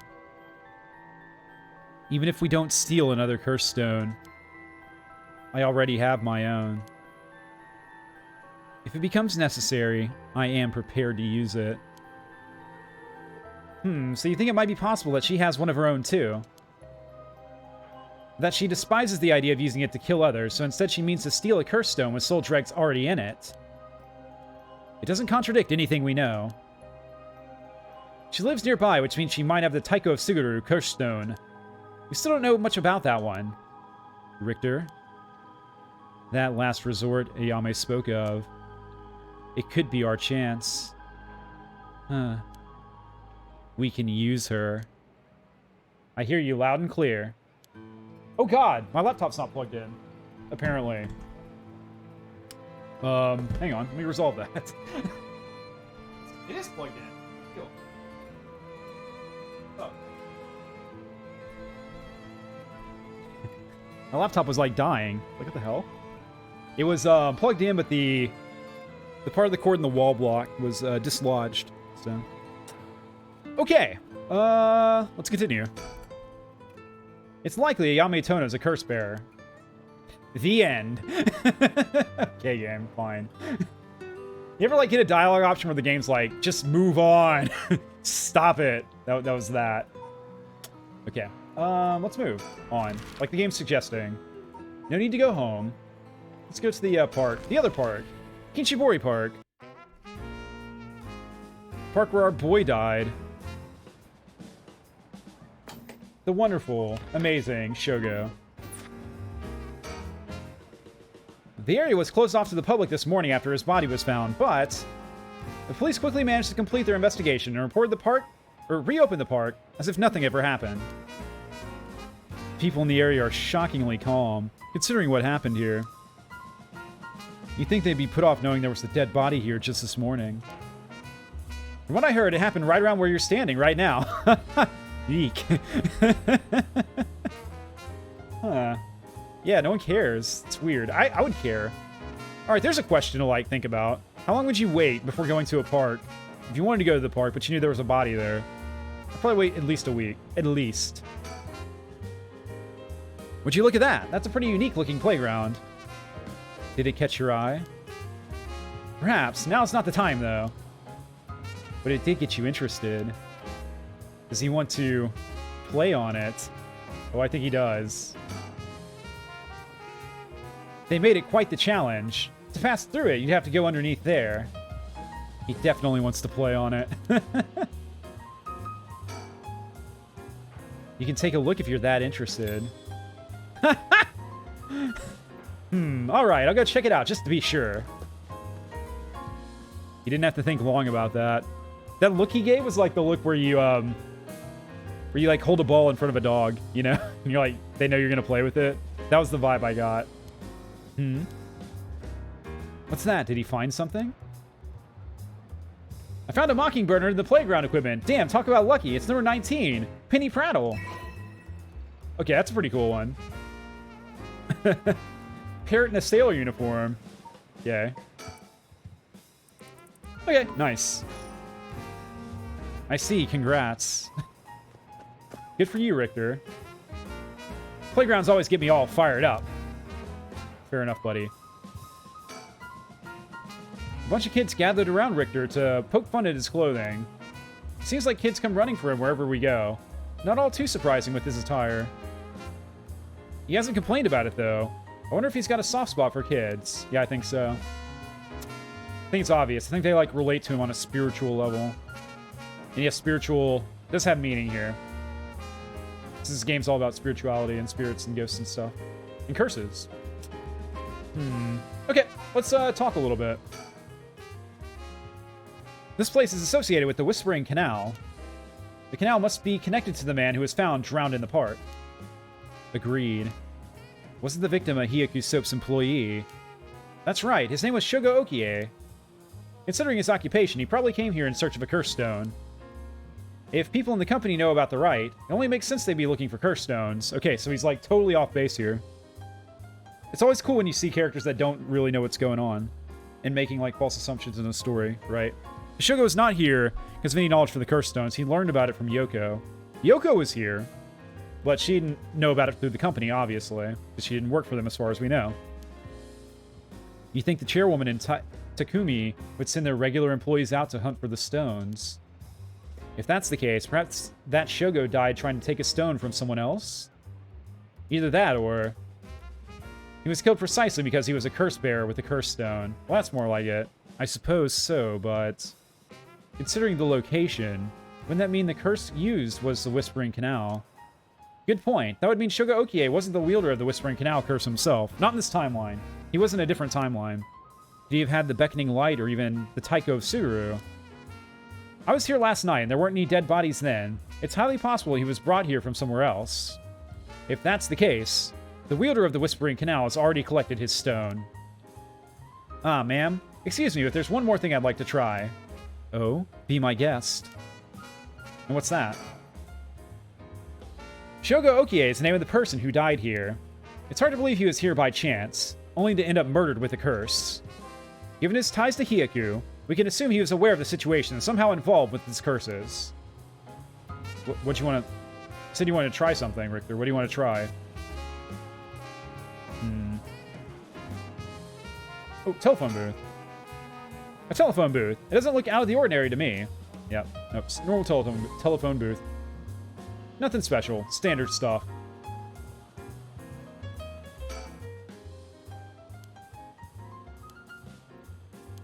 There's nothing else. Is that it?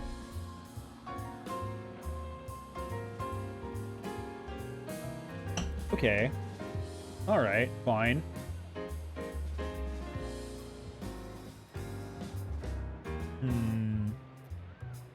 I'm not missing something obvious, right? If that's the case, then we go to the bridge? ONG bridge? I have no idea what would be going on here, or why we'd come here. Hell's that? Richter? What do you think that is? Oh? I don't see anything. Really? You don't see that? That thing that looks like a phantom ball of flame floating in the air. A ball of flame? It must be the curse echo. Maybe only the curse bearers are capable of seeing it. But could such a thing happen in broad daylight? Ah. It's gone. I wonder if that was the Beckoning Light's curse echo. That phantom flame you saw might have been a manifestation of the lantern. In that case, does that mean a curse bearer is nearby? Well, that's scary. Did something draw your interest? No worries here. I made sure to take a quick shower this morning. Okay, well that's a relief. He's not Stinky Richter, he's normal Richter. It doesn't seem like anyone's been here for some time. I wonder if it's one of the factories that got shut down when they tightened up regulations. Possibly. Okay. It's annoying how sometimes they, like, check stuff off, like there's nothing new to see. And sometimes they don't do that. Sometimes they don't. So you don't know, and then you look again, and you get the same dialogue, and you're like, damn it, I wish I had known. You could have told me, game, because there's a system. But you could have told me, and you didn't tell me. Anyways. And if what I saw was the curse echo of the Beckoning Light, wouldn't that mean the curse bearer is nearby? I'm not feeling any strange presence, but that could be because it's midday. Yeah. A curse bearer might be lurking in the vicinity. I'm gonna go check the surroundings. Ah. Nothing. I didn't find anyone who looked the part. I see. I don't doubt something happened around here, but something might have changed in the area. Keep your eyes peeled. Something might have changed. Eh? What's what, though? What's going on? There isn't a curse bearer in sight. Yeah, I don't know. I don't know, buddy. No idea. We don't have, like, a wide field of vision here, either. Like, we can't look all the way around like we could in the park. So it's just this one little scene, and there's nothing to be seen that's suspicious in the scene that I've seen. Besides the factory, which won't, like, check off, which I think is, like, the most sus thing ever. That's fine. It's okay. I'm over it. So over it.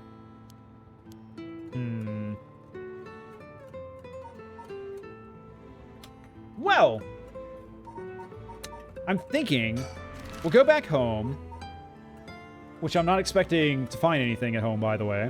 And then we'll go ahead and end this little segment, and we'll go on to someone else's storyline, I guess. Or we can stay on this one. I think it said it would open up the next one once we were done investigating. We've already talked. Yeah, this is all, like, checked off. Okay, I think we've done our due diligence. I think I'm ready to call this investigation. There we go. We got some developments there, though.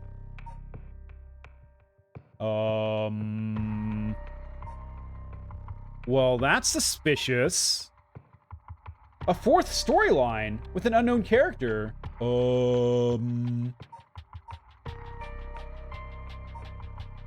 Okay, and we can't proceed here. All right, guys, I've been going an hour and a half. I'm going to break very shortly here. I'm going to go use the toilet. I think we can go. I want to do a lot of work tonight if I can. It's currently 9:10. So I'm thinking if we do like 2 more hours, assuming my voice holds, assuming it does, then I'll be satisfied with this part. So there's still plenty more in store, plenty more I'd like to do, but not until after this very, very short break. So I'll see you here in a few minutes.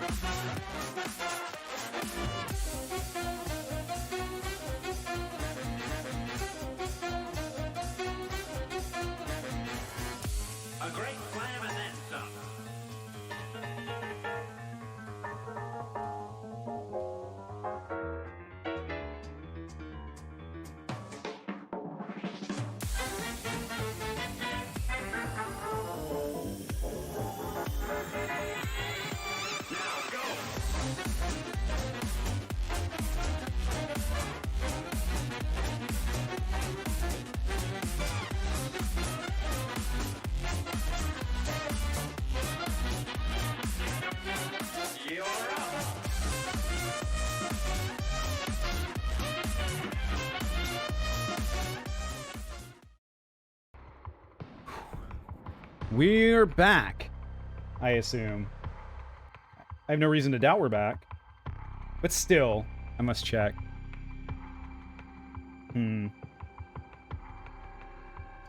Is it there? Yeah, there we go. I feel like lightheaded. Don't know why. You know, choose to believe it doesn't mean I'm dying. We'll find out shortly, I guess.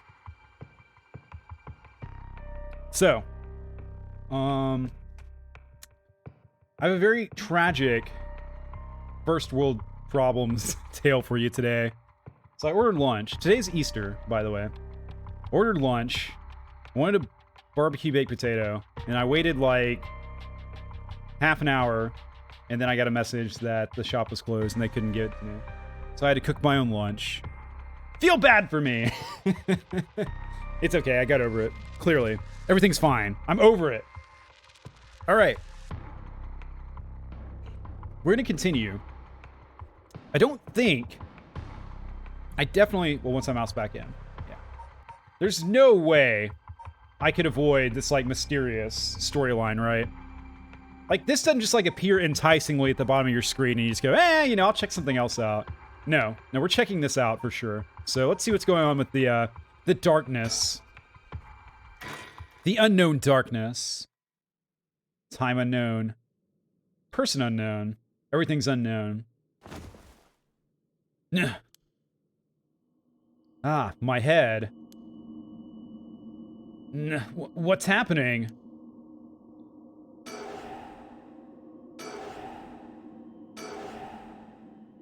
Huh? Did I just get resurrected?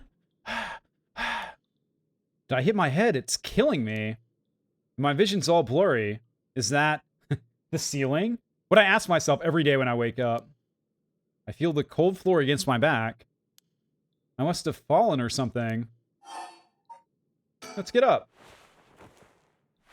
If I can. Huh? My body won't move. Why? And why am I on the floor in the first place? No. Hold on. More importantly... Who am I? Oh god. Amnesia. Okay, think. Try to remember something. Anything. Something of resurrection. Ugh. Wait a minute. God, it feels like my head's gonna split apart.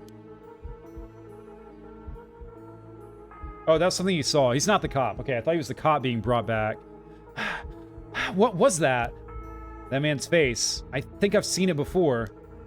I'm sure I know it. You gonna let me cheat? You gonna let me cheat, game? Okay, Shuichi Shigema. Is this filling us in on his, like, death? Don't know why we got more info there. Okay, well, whatever. Alright, the cop that was killed. What was his name? Yeah, Hajime Yoshimi. Okay. The game has let me cheat. Appreciate it, game.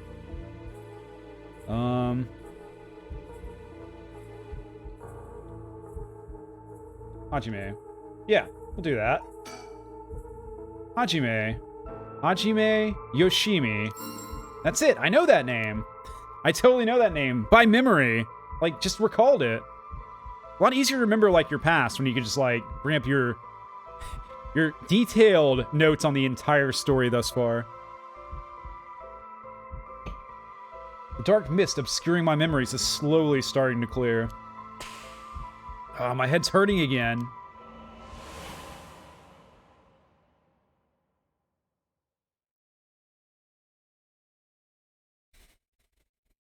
I'm sorry you're dead, buddy. You seem cool. But I gotta say, you could speak up a little bit. What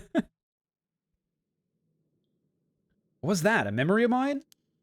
Hajime and I think we were close. But the first thing I saw, he was dead. Did I? Just what kind of person am I? It's not gonna work, right? Oh, hang on. By the power of remembering, I'm able to rise to my feet. I can move again. I think my head is starting to clear. It's like a comfy place. It looks like I'm in some kind of warehouse. Maybe I can find some clues as to what happened. I should take a look around. You can press the spin at any point in this chapter and start again from the same point when you select resume. If you get stuck, try playing a different route before returning to this one, aka you will get stuck. Don't cry about it. Okay, fair enough. We'll see what we can find. I'm not ready to give up yet, like we just started. It's a door! It won't open. Must be locked from the outside. So I really am locked in here. I don't know what's going on, but I doubt I can afford to take any time here. Okay. Mirror, what do I look like? There's a key to the sink. What? If I can use this to see what I look like, it might help me remember who I am. No good. This mirror is completely unusable with all the grime that's built up on it. I wonder if I could clean it somehow. There's a key on the sink! I've never seen that before. As long as the grime's there, I have no way of seeing what I look like. Use your shirt, bro. I'm assuming you're clothed. There's a little sink here. It's pretty dirty. I hope I don't have to use it. I hate washing my hands and cleanliness. There's water dripping from the faucet, but the knobs are stuck.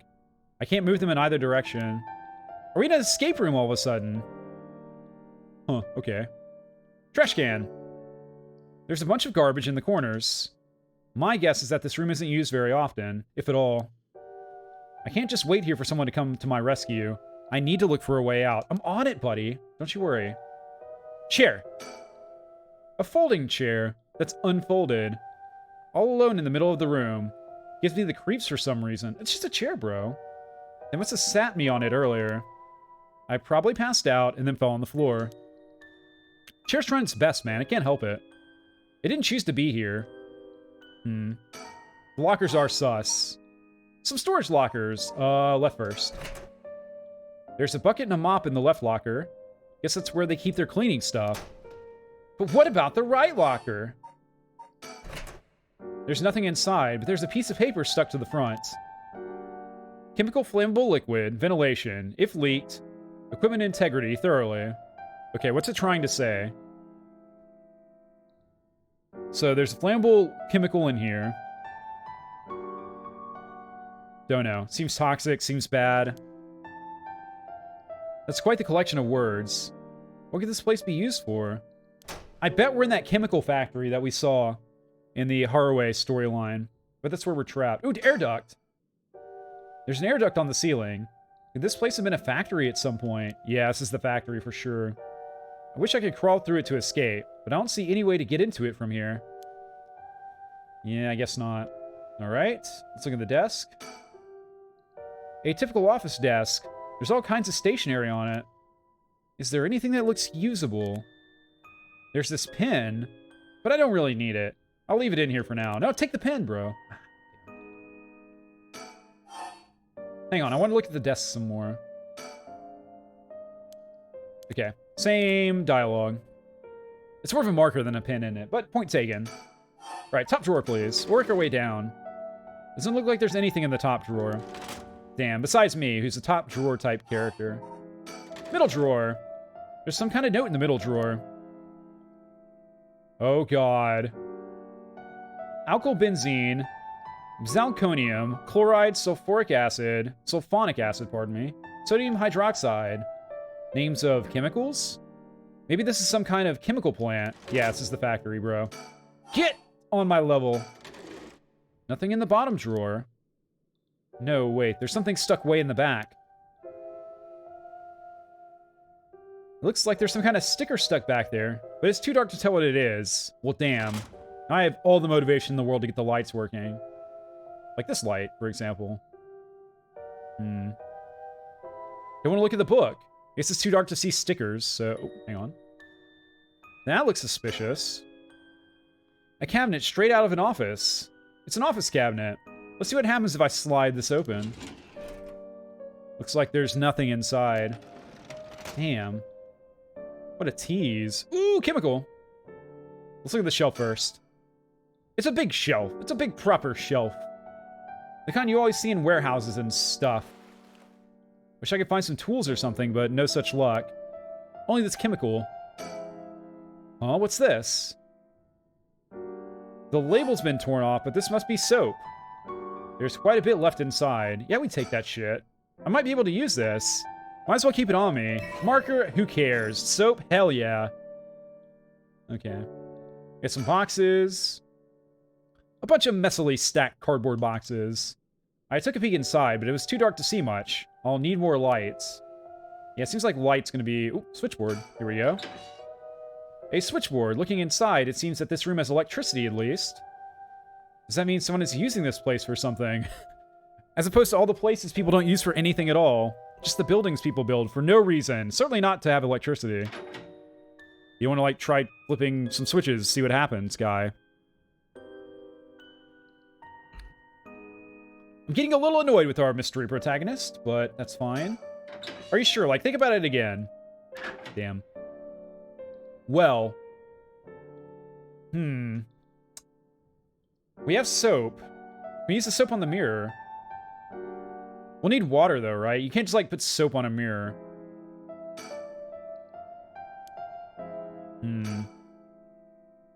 Looks like I definitely won't be using it. Alright. Defeatist. Oh, I can use the soap to clean off that grime. I should have known that just putting soap on the mirror wouldn't do anything. Yeah, I was kind of saying. I need something to wipe it with. Ew. Right, you're not wearing a frickin' shirt, you weirdo. Nothing in the trash. Something to wipe it with. Are you sure you're not worried about this? Like, this gold part is, like, suspicious, right? Guess it's not. We need a cloth or something, right?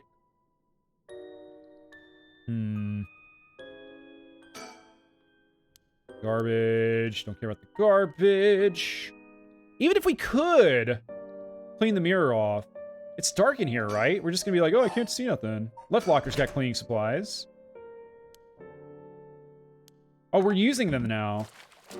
I filled the bucket with soap and used the mop to clear away most of the grime. Soapy mop! Let's go! Now we're living. Man, it's not a proper escape room until you got like a soapy mop. Alright, let's do it. Alright, let's clean the mirror off. Whoa, clean in one swipe. Best mop ever. Way better than the mop from like, Viscera Cleanup Duty. Remember that game? Played that game once. That was fun. That was a weird experience. This soap is pretty good. I'll have to remember the brand. Oh, it's the fiancé! Oh. The beautician, huh? So this is what I look like. What's your name? Where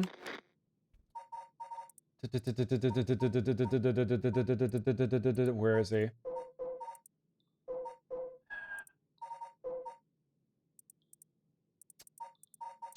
Alright, we're scrolling. We're clicking them all. We will find her. Mayu. She's Mayu, right. The fiancé, like I said, of Hajime, who's now dead. So, like, super tragic character that we are now. Alright, Mayu. So this is what I look like. Right, yeah, this is me. I know this face. But something doesn't feel right. Something's missing. Oh, my name. I can't remember my name. I need to figure out what my name is.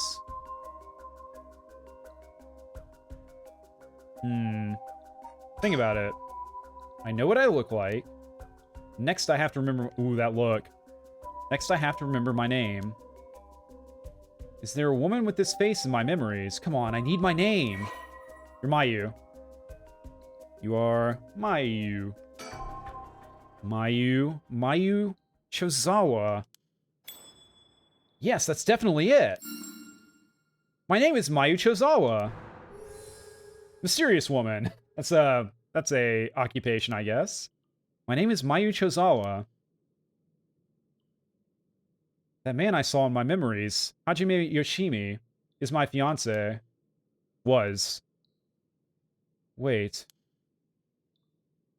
If what I saw was from my past, then Hajime's... No. Hajime can never be killed so easily. There must be some kind of mistake. Knowing him, he's probably worked himself into a frenzy looking for me. I have to get out of here and let him know that I'm okay. Sorry, Mayu. I hate to say this, but he's gone.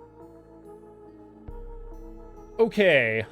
Now then, we know who we are. That's certain progress. Can I not use, like, the chair to get up there? I guess probably not. You could climb on the lockers, though, if you really wanted to. You want the marker now? Okay, never mind. She's, like, not a pen fan. Fair enough. I get a feeling that was, like, the main thing we were supposed to find here, right? Hey, Blood Wings, what's up? Welcome to the stream. Hope you're doing alright tonight. You join us as we're, like, trapped in this room with no obvious way out. Yeah, we got the shelf. I'm just gonna check everything I can see one more time. But I think we are kind of stuck here. If I listen close, I can just make out the sound of air blowing through the duct. I don't even know if I'm above or below ground. Yeah. Yeah, there's the boxes. Need light. Are you ready to, like, mess with the switchboard now? There's no, like, light switch in here, is there? It's a little weird. But okay. I still don't hear anyone out there. No reason to waste my energy banging and yelling. Yeah, I guess that's true. Anything else about the mirror, you think? I'll just look at myself a little bit more. From what I can see, I'm not hurt. I just look like crap. I think her look like crap is, like, better than any day of my life, but that's fine. So why was I brought here? Yeah, I don't know.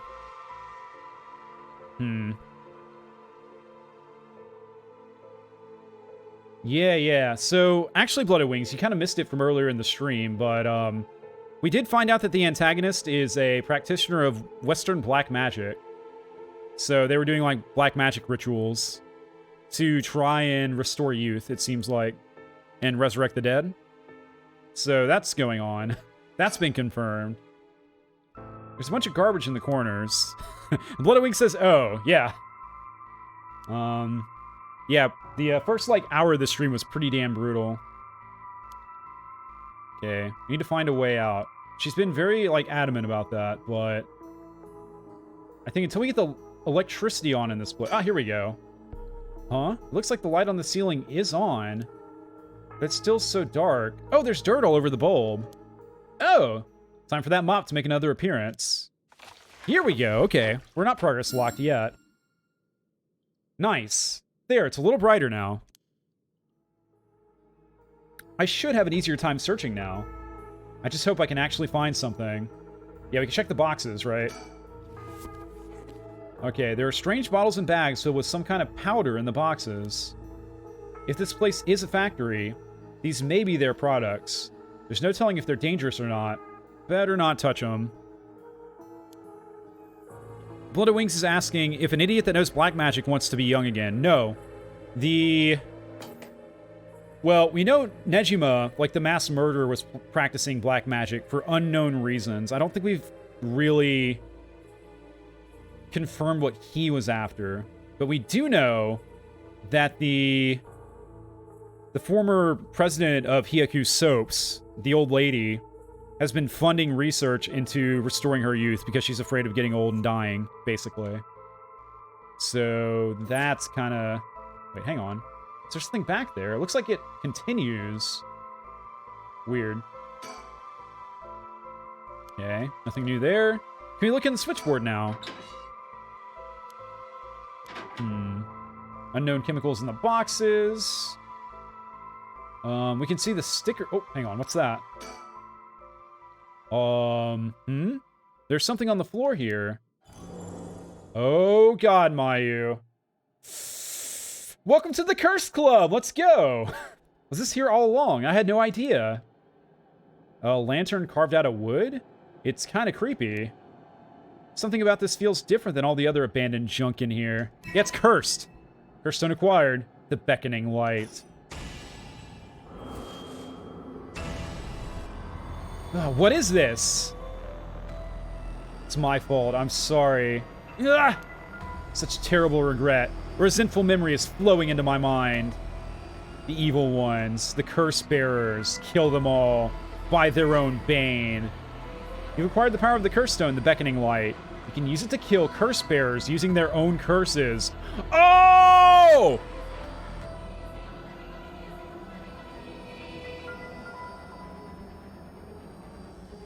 Well, that's a freaking game changer, isn't it? Okay. Wow, what a twist. So, that hang on. That completely me. Okay. Ooh. So, Shogo, he could have been the curse bearer for the Whispering Canal, right? But then this was used on him to kill him with his own curse. Oh, this is a huge find. Oh, this changes so much.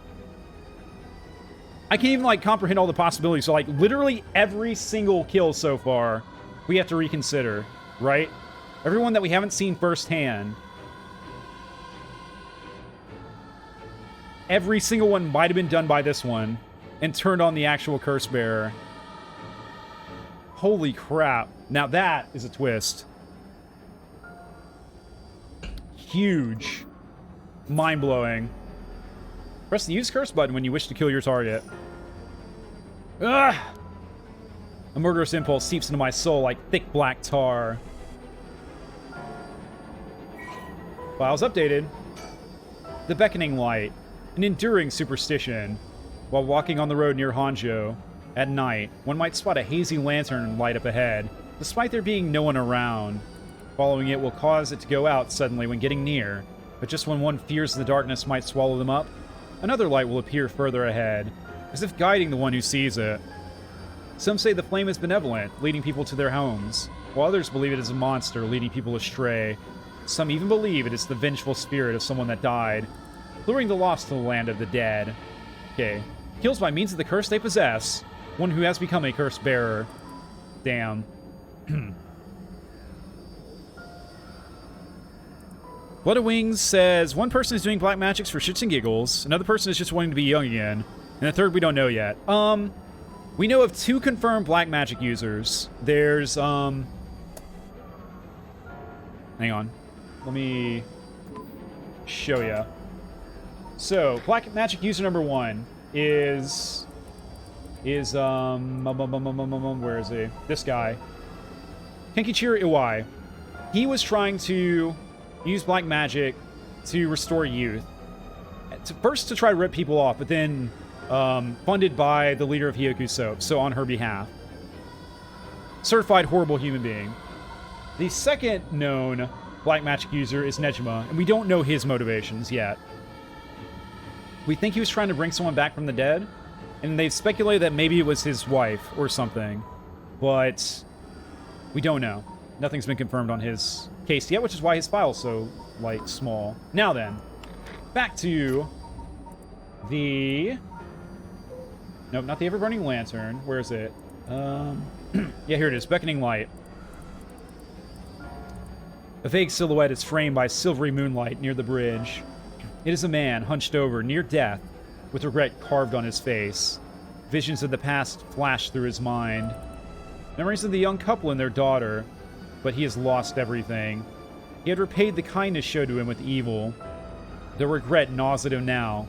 It is too late to undo it. His mind turns to the Onmyoji woman.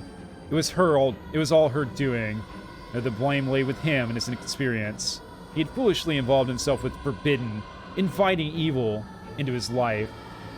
I should have left the rite of resurrection well enough alone. The light of the man's life begins to fade as regret and anger wash over him in turns. If only I had accomplished it in the end. Alas, it's too late for that now. I am prepared for hell. Perhaps in another life I can fulfill my dreams. Even if this body perishes, I can atone for my sins. Yeah, so this is the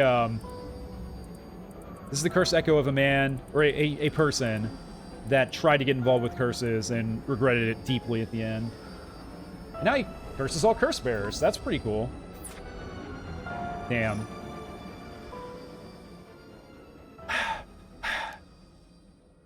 I remember now. I remember everything. I know why I was brought here.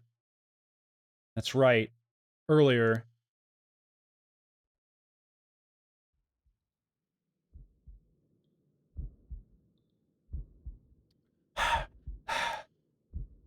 I feel sick. Where am I? Uh-oh. Feels like a jump scare. Yes, that's correct. We finally have a confession. Someone's talking? On the phone. Yes, quite stubborn. We had to use the maximum dose of truth serum. What? Truth serum? Yeah, what the fuck truth serum? What are you talking about? I can't see anything. I'm gonna get jumped. I'm gonna get jump scared. They drug me with something. There's someone behind me. Can I get a look at them? Ah, damn, my body won't move. Oh, it's you! Oh, you are awake. Urk. It's this guy. This mofo. Let's take a look at him. Yeah, Takumi. Friggin' Takumi. Confirmed up to no good, finally. Been waiting on that shoe to drop. Alright, Takumi. Urk. Your head must be beginning to clear right about now. You, Takumi! Shit, you tricked me! Such a harsh accusation. It was you who was being uncooperative. What did you do to me? What was that about a truth serum? I assure you, you have nothing to worry about. You are in no danger. That being said, there may be some side effects. Memory loss, brain fog. It was you. You're the one who hurt Hajime. Trial you won. I'm not telling you shit. No matter. I already have everything I need. What? I'm in the middle of a call with the chairwoman. Why don't you have a rest while you wait? Hey, stop! Get away from me! This is a little silly, but okay.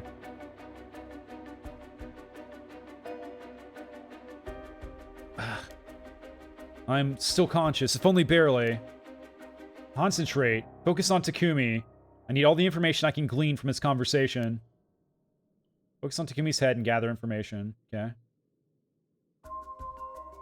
Correct. She does not seem to know where the is hidden.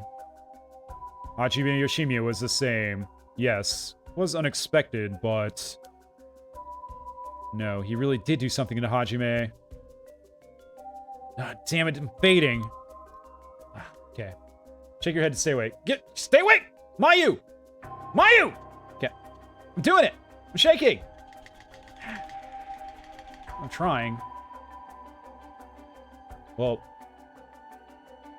It's not working. Why can't I... What do you want from me, game? What do you want from me? I don't understand. I'm shaking. Okay, there we go. You have to shake it like... Not like little wiggles, but like wide wiggles. Whew, that was close. I have to keep listening. On it. On it, Mayu. From Arashi? Yes, exactly as planned. As for EY, I expect... Yes, as soon as possible. Yes, the curse will likely... Tomorrow, according to Araishi. Araishi? So they're working with Araishi then. Where are you, Araishi? Yeah, this guy. The professor guy. Okay, okay. More sus than we had perhaps thought before. Nope. I can't. You can. You can, Mayu. Come on. Stay focused. Come on. Just a little more. Come on. Come on, Mayu. Focus. Yes, as long as we keep her in here, the curse will... Yes, she will certainly want to bring back her dead fiancé. Is he talking about me? Ah, shit! I'm fading again! No, you're not. No, you're not, Mayu. Stay with us. There we go.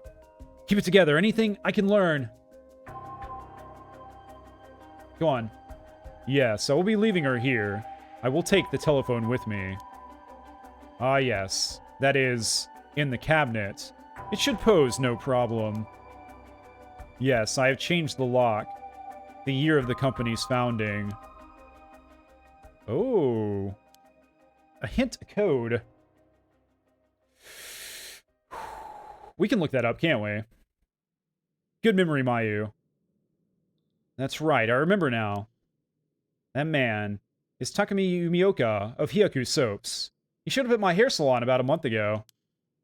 He came to ask me to try out a new shampoo they'd made. We spoke about it again a few weeks later, but... How's his hair? I remember it being, like, pretty unremarkable. Yeah, it's fine. He suddenly started asking me about my fiancée. I remember thinking that it was pretty weird. Hyaku is a huge company, so I tried to be polite and answered all his questions. He wanted to know what kind of family Hajime came from. If there was anything special about them, or if he was the heir to anything. I thought it was so strange. I didn't give him anything specific. Yeah, I think we've learned that he, like, lived in a big house when he was growing up or something like that. And then that night, he never came to the place we agreed to meet, so I went to where he said he'd be going, the former Yasuda Gardens. That's where I found his dead body. I was so distraught I just ran away. I didn't want to believe what I was seeing. After that, I decided to put all my hopes in that rite of resurrection everyone was talking about. I searched desperately for anything I could find about the 7 mysteries of Honjo. And then Takumi showed up again. He told me that he knew something about how Hajime died. I thought I would just act interested in what he had to say, but I fell for it completely. Next thing I knew, I was locked up in this room. Pumped full of drugs and left here on the floor, barely even conscious. I spent the night dreaming of him, praying for a chance at the rite of resurrection. And at midnight last night, I got the curse of the beckoning lights. Between the drugs and the curse, I passed out. That must be why I lost my memory. But now, I remember everything. It was Hyaku. They went after Hajime. They put me in here. Okay. Yeah. Mayu is a beautician and fiancé of Hajime Yoshimi, a police officer with the Sumida Police Department. Mayu was abducted by Takumi Yumioka and other employees of Hyaku Soaps and held captive in the basement of an abandoned factory. Following an interrogation intended to extract information about Hajime Yoshimi, she was left there, where she later received the Beckoning Light curse. Let's get a little bit of water here.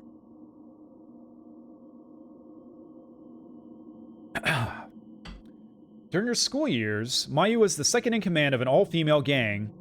She was known for having a glare so fierce that it could silence a crying child. It was during this time that she met Hajime Yoshimi, a member of a rival gang. At some point during the countless clashes between their gangs, the two fell into a peculiar romantic relationship. Damn, that is, like, actually super hot. Bloodwing says, you've seen Hajime. Yeah, he died, though. He's, like, been dead the entire story. Although their tastes in food, clothing, TV, and movies could not be more opposite, they maintained a comfortable union by staying out of each other's hobbies. Huh, interesting. After being forced to repeat her third year 3 times, she dropped out of high school and began apprenticing at a hair salon on the recommendation of a friend. She also attended night school, and was proud to earn her beautician license 2 years ago. Mayu always cut Hajime's hair, although he seemed content with her work, remarking, my hair ain't much without Mayu's touch. She'd been secretly plotting to give him a more stylish look. Aw, no! This whole relationship is the saddest part of this entire game, for sure. I'm sad it's gone. Oh well.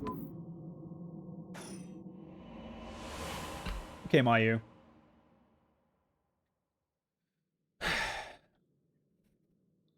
Why did they have to kill him? Was that Hyaku's doing too? What could they have wanted with him? Oh, Blooded Wings wants to see Hajime. Yeah, sure. I can show you Hajime. Hajime looks like this. He's this guy. He was a cop that worked with juveniles and seemed to be a really good guy. And I'm really sad that he's dead. He looks badass. Yeah. He's like a former gang member turned cop. So, yeah. He was cool. And his death is like part of what kicked a lot of this off, it seems like. Alright, what could they have wanted with him? I knew his job was dangerous, but why would a company like that go after an officer in the juvenile division? I get it now. All that about the shampoo was just to get to Hajime.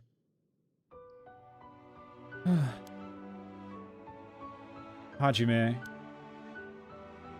You were always the kind of guy who could shoulder any burden with a smile on your face. What burden were you carrying this time? To be targeted by a company that's more than willing to kidnap and drug people. Was it something you couldn't tell even me? No. Takame said he had gotten some kind of information out of me using the drug. Could I have had Hajime's secret somewhere in my memories? If I did, what could it have been? Did Hajime tell me something? Whatever it is, just let me say one thing. Who are you talking to? What do you mean, let me say one thing? Fuck you, Hyaku! I'm not about to let any of this go the way you want. Let's go, Mayu! Hell yeah! Yeah, that's right. It's up to me to protect any secret that Hajime was trying to hide. I'll finish whatever it is he didn't get a chance to. After all, it's always been up to me to clean up your messes. It's okay. Whatever you got yourself involved in, I'm sure you had good reason. We're gonna take them for all they got. Just you wait and see. Hell yeah, Mayu. Alright. It's about time I got out of this dump. Okay. So, this is locked. This cabinet. The code, apparently, is the year of the founding of Hyaku Soaps. I know we have that. Yeah, here we go. Established after the war in 1946. Got it. Okay. So let's open this up. Yeah, I can see this in the dark. What do you mean, huh? It was obvious. It was like gleaming in the low light. This last drawer, it's different from the others. It's a padlock with a 4-digit combination. Oh yeah, Takumi said something about this. He said he put something in here and locked it. So there's probably something in here. Because he said there was something in here and locked it. Should I try my luck with the lock? Yeah, let's do it. Okay, the first number from the left is a 1, 9, 4, and 6. Well. Yes, it opened! Let's go. Huh? But how did the year Hyaku was established suddenly appear in my mind? I had an idea when it might have been, but did I really get that lucky? Don't question it, Mayu. Just go with it. Now that I think about it, there's definitely something different in the air here. Is this another side effect of the drug? Or something else?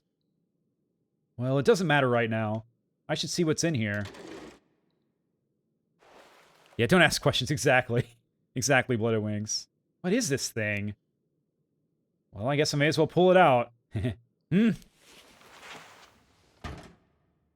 And it's a fax machine. It looks sort of like a phone, but there's no receiver. Oh, I know. This is a fax machine. I've seen commercials for these on TV.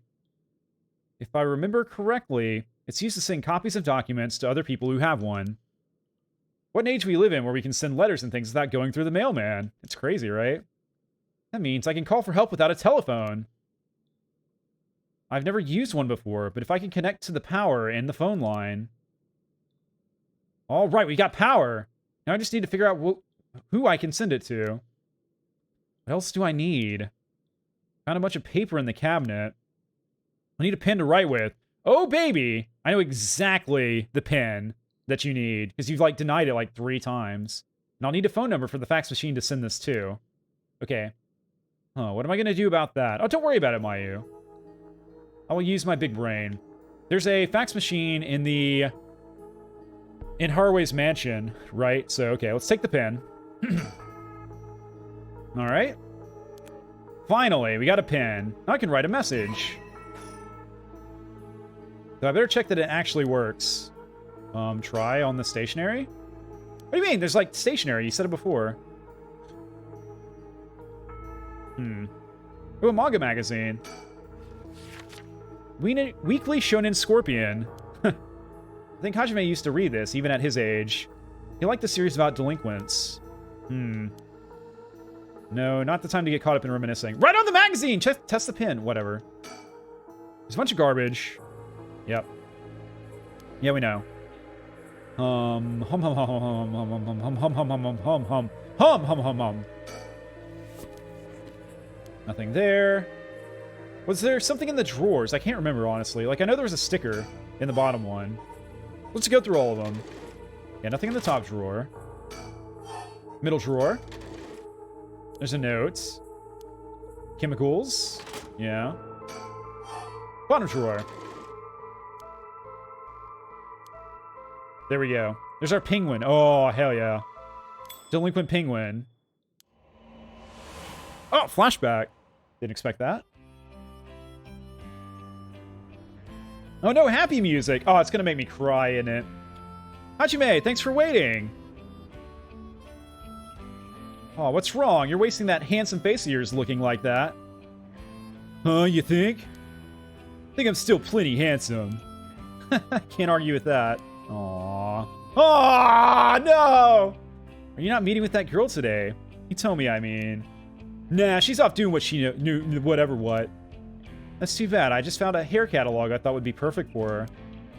Seems like you're pretty worried about her. Yeah, she reminds me of myself at that age. I can't help but worry. You think? I'd say she's a little ball of sunshine compared to what you were like. Shut up. I'm talking emotionally. She needs an adult who can understand how she feels. She's like a kitten. She thinks everyone around her is out to get her, so she bites at all of them. Huh, you might be right. So tell her I wanted to see her, will ya? Sure, I'll do that, but... This other girl I ran into the other day is a tough case. Oh, she really must be something else if you don't know how to deal with her. No, it's really not that kind of thing. Some people just have so much misfortune thrown at them. What do you mean by that? Well, I can't really get into the details. But she might have the talisman I've been looking for. She said it was a memento from her father. Could we really be related? But it's not like I could just take it from her. What are you mumbling about? Who's related to who? Sorry, it's nothing. It's about that thing with your family, isn't it? Is she the one who has a piece of the book that your ancestors left behind? Huh? Mayu, how do you know that? God, I forget how dense you are sometimes. How long have we been dating now? Besides, you were the one who came crying to me about it when you got wasted that one time. Rambling about how this old book you were supposed to inherit is hidden in these two talismans. And that something was giving you a bad feeling about it and you need to be careful. Oh, right. That's all I know, though. I wasn't planning to try and pry any further. But if it's something important you need to protect, then what are you waffling about? Get to pancaking, bro. Yeah, you're right. Thanks, Mayu. I feel better now. Whoa! Oh, that's right. Did you hear? The mockingbirds were seen at Hanjo. Oh, that came out of nowhere. Mocking what now? There's an urban legend about these bird stickers that show up out of nowhere. I was always kind of curious about them, but I never thought they'd be in Hanjo. There may be a bunch showing up all over town, so we gotta keep an eye out. You feeling alright? What's gotten into you? What's so special about these birds? Come on, one of them's a penguin with a pompadour. You can't tell me that isn't the greatest thing you've ever seen. That's so dumb. It suits you.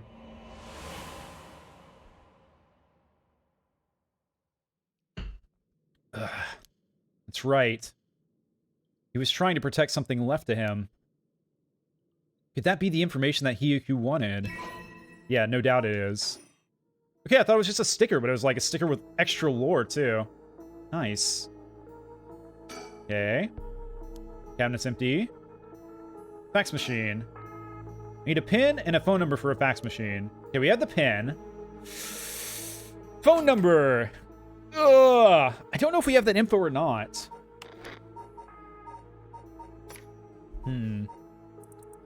We may need to hop into the Haraway storyline to get her phone number.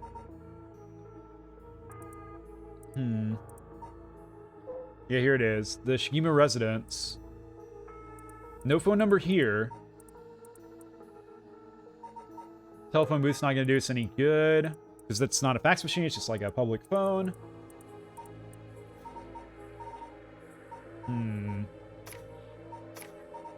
more mockingbirds. Who gives a rip?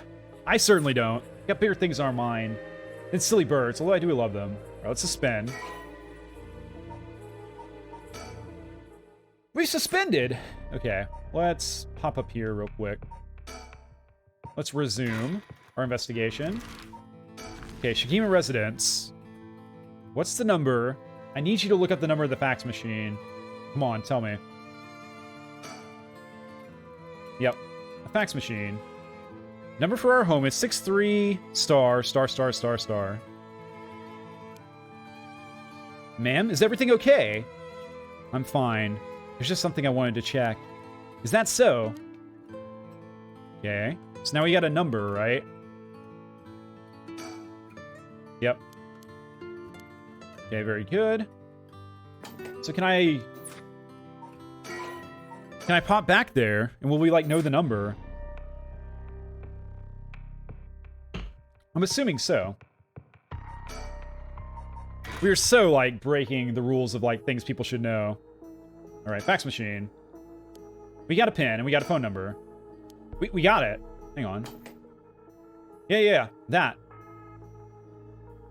63 star. Let's think. I just remembered that I heard the rules for the Rite of Resurrection when I got this curse stone.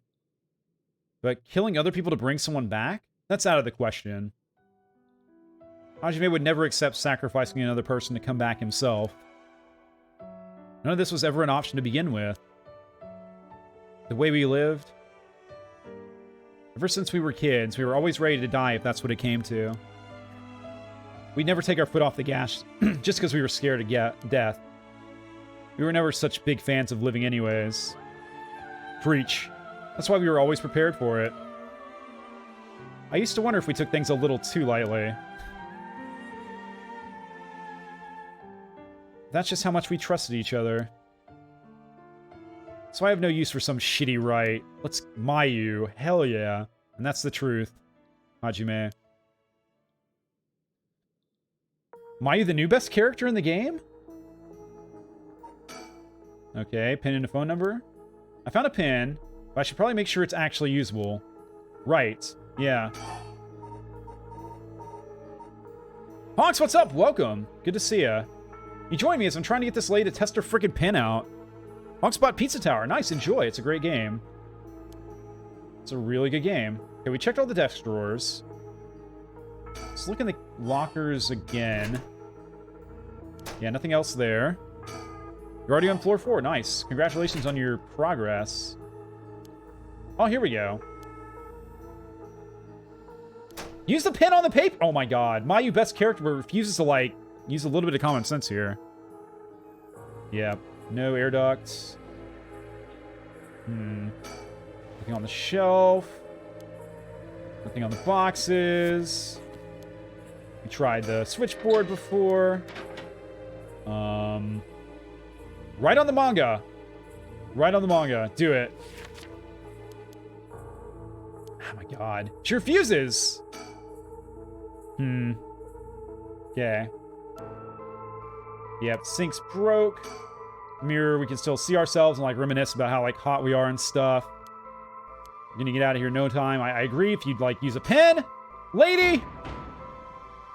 Yeah. Opening the door, that's good to know, I guess. Can we ride on the chair? No. Mayu, please. Mayu. Please, please.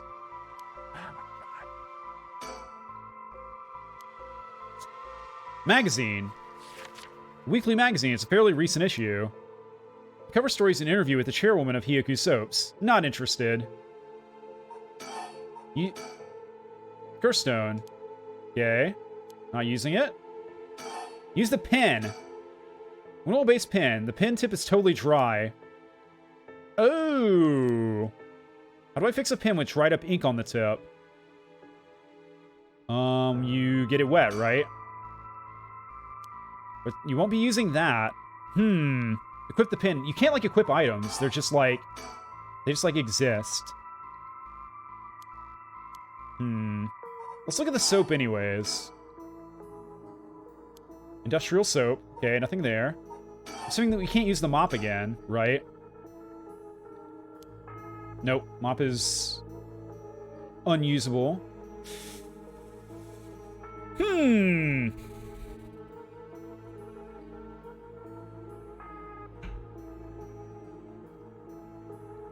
The game did say that we could get stuck.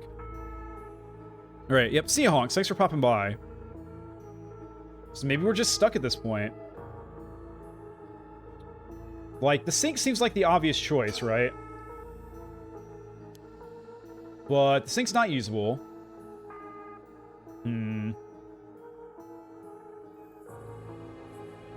I don't know.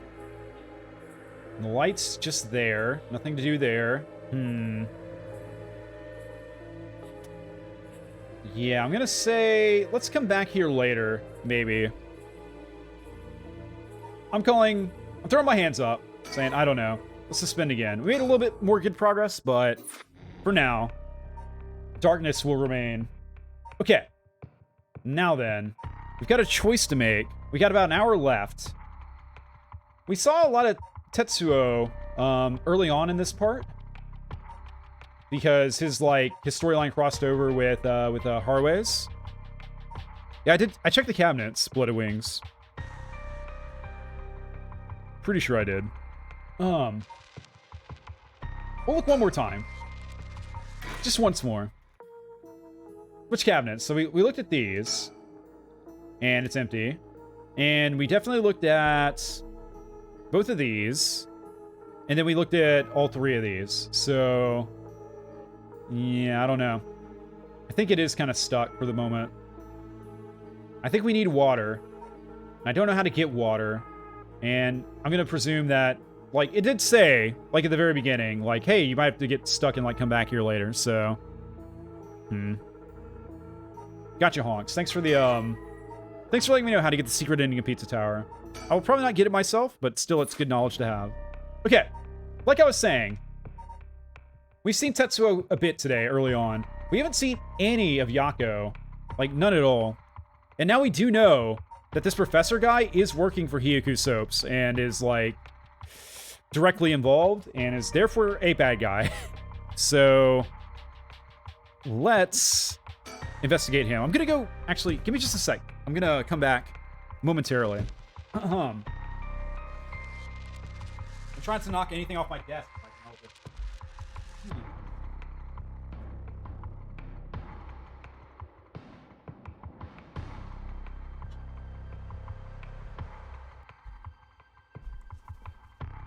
There we go. Yeah, that soap company, they just ain't clean. They just ain't clean. Villain list noted. Yeah. Yeah, I think we know who the main bad guys are at this point. It's the soap company, it's Nejima, and he's in league with them too. So, let's send some high school girls to talk to him and put them in danger. That sounds like fun, right? For the first time today, we're on the Yako storyline. Summary of previous events. The Rite of Resurrection is the inception of this whole affair. Yako and Mio decide to confront the man responsible for spreading rumors of it in the first place. Hideki Araishi. They find him at his frequent stomping grounds, the Kurokikyo Cafe. Kurokikyo. Here we go. Kurokikyo. And we're there. Yako, 12 p.m. Obvious sticker. Kurokikyo Cafe. Hey, bad guy. I mean, professor. You know, normally you'd be breaking school rules just by stepping foot in a cafe.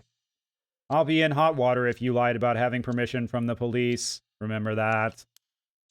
We know. It'll be okay. So, what did you want to ask me? Let's look at him first. Or do we just talk? Why is this so, like, ominous all of a sudden? Holy crap, like, no background music. Okay, let's look inside. A cafe. I've never been to one before. How exciting! It's pretty smelly inside because of the cigarette smoke, but... Is this like a bar? Kurokikyo Cafe. See, they keep on saying it's like a cafe with a coffee shop, but they also make it seem like kids aren't allowed. I'm kind of confused about that. Like, why wouldn't kids be allowed in a coffee shop? I don't know, let's read on. A coffee shop on South Warigasui Street. Kurokikyo Cafe's convenient location has made it a favorite of businessmen in the neighborhood. Although formerly a relaxing location where classical and jazz music were played, the cafe has begun incorporating some pop songs into its playlist at the request of customers. The most popular menu item is a pilaf served with black coffee, although cream soda topped with a large scoop of ice cream is also a popular choice. Yeah, it sounds like no kids would want that. Fashionable cafes featuring jazz and live performances were in vogue until the mid-Showa era, when the number of cafes offering a carefully brewed cup of coffee in a relaxed atmosphere began to increase. Many of these locations also have public telephones, making them convenient meeting places. However, they also developed a reputation as a hangout spot for delinquents, leading to a large number of schools to forbid their students from patronizing them. Oh, I see. So because bad kids hang out here, that's why good kids can't go there.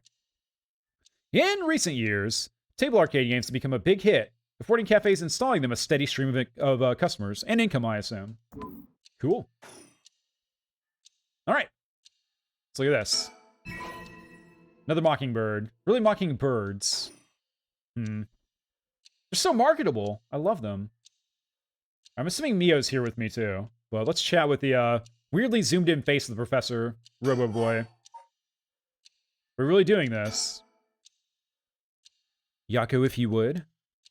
Right. We wanted to ask you about this. Oh my, a curse stone. An Okame mask, that must mean the Fool's Procession. You two were at the school last night? Damn, there of all places. Yako, you're one of them? You're a curse bearer? Please, calm down, Mr. Araishi. Your reaction is too intense, it's kind of scaring me. Sorry about that. I'm afraid I got ahead of myself. Reads next line. What is it you wanted to know about your curse stones? What would be the best way to approach this? Ominous music. We gotta flatter him, right? Well, although we are a curse bearer.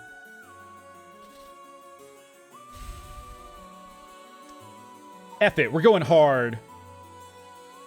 You're going to tell us about this thing. Is that any tone to take with the teacher? I could always tell people that you dragged us into a cafe by force. Well, what? Are you threatening me? Damn it, fine. Ask what you will. Thank you. Let's see. Why is everything with the Rite of Resurrection and the 7 Mysteries Curse Stones happening, like, right now and stuff? Ho-ho. Taking an interest now that you've received one of the curses, have you? You sound like a researcher, starting your questioning with your subject's origins. Mr. Araishi, you're not the one who triggered the curse, are you? No, I'm afraid I had nothing to do with that. You're afraid you had nothing to do with that? What are you talking about? You're afraid you had nothing to do with this, like, murderous turn of events that we are experiencing now. Multiple people have died, sir! Rather, I wasn't even attempting to do so in the first place. Completing the rite itself has nothing to do with my research. Then, do you know of the ancient Onmyodo ritual known as the Feast of Shadows? What is that? Something from the occult. Miss Kurotsutsu, you look like the type to be interested in those things, but it's outside my field of expertise. In that case, why do you think the rite and curses have appeared now? I believe this is the intentional work of someone. It's certainly not something that would be happening by accident. What is it that you want to know? Well... He may not tell us anything if we say that we're trying to stop the curse. We need to bullshit. Right. Let's make something up. Well, you see, truthfully, we just have such intellectual curiosity and stuff, and, think it could, like, help you. I see, now that you mention it.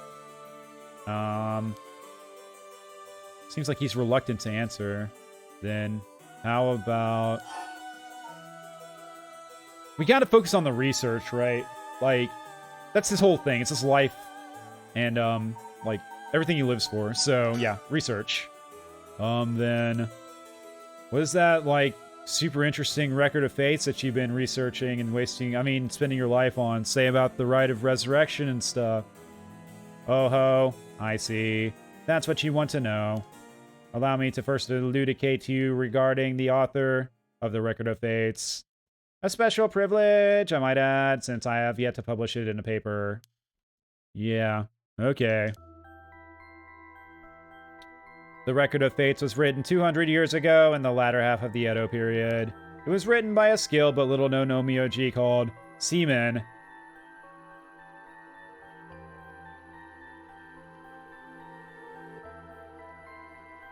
Suchi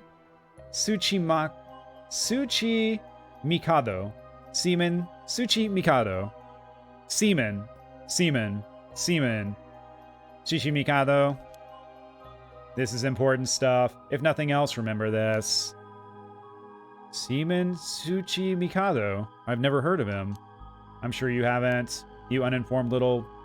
He was born into a famed omyoji family, but split away to practice forbidden arts in secret. He used whatever name was most convenient for the situation, so his real name barely exists in records. Or so it is written in the Record of Fates. Huh. As brilliant as Seaman was...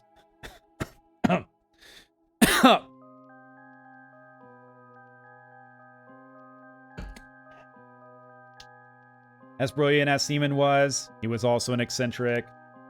He delved into researching the Rite of Resurrection, a legendary forbidden ritual that had never been completed. However, by involving himself with this forbidden ritual, he was expelled from his family and eventually found himself in Honjo in Edo. The Record of Fates are the writings of Seaman, recorded on the road to Edo. I see. So he wrote how to perform the rite itself? The Rite of Resurrection makes use of Abe no Seaman's specialties. Abe no Sime's specialty, the Taisen Fukin ritual, a means of communicating with the afterlife. It uses soul drags to replicate the souls of a dead spirit that has been called. Oh wow, I never knew something like that existed. Thus, it is thought that the only ones who can use it are those with the ability to turn human souls into soul drags in the first place. So the Rite of Resurrection calls for that ritual to be performed in advance.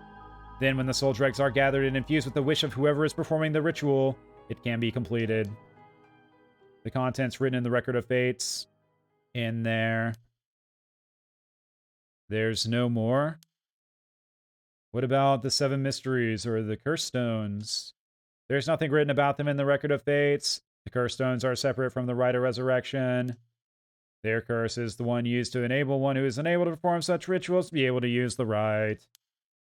Huh, that's similar to what Mio said, actually. Okay. Onmyoji! We needed this, like, 4 parts ago. They've been mentioning Onmyoji this entire time. I had to look it up on Wikipedia and look like a fool. Like an uninformed fool in front of my entire audience of, like, 3 people. But now I guess we'll be, we'll get the lowdown. So that's good. We'll be informed. Let's be informed. Onmyoji, an officially appointed government position within the Bureau of Onmyoji in medieval Japan. Here's one right here. Look at him. He's looking at fire. Clearly a spellcaster. Onmyoji were tasked with performing divinations and rituals. They would employ the Chinese philosophies of yin and yang and wuxing, the 5 elements. Oh, okay. To compose astronomical charts and almanacs. High-ranking practitioners used a variety of mystical arts, including ones that brought natural disasters and curses. Jesus. Scary. Onmyoji were also tasked with exorcising demons through the usage of shikigami. Onmyoji thrived during the Heian period, in part due to the work of the famous Onmyoji and later founder of the Tsuchi Mikado clan, Abe no Sime. Tsuchi Mikado. However, Onmyoji began to gradually decline in number after samurai gained control of Japan. Interesting. You know, this reminds me of Neo. Because I'm pretty sure there were Onmyoji in that game too, now that I think back to it. I really enjoyed Neo. I never played Neo 2. I would like to do that someday. But not today. Right, so samurai took over and Onmyoji lost control. At the same time, many of their miraculous arts were lost along with the development of civilization. Right. Although the services of Onmyoji were typically reserved for the upper class, there were a number of shomonji, or hidden onmyoji who work for the common folk. Huh. Okay. Shomonji.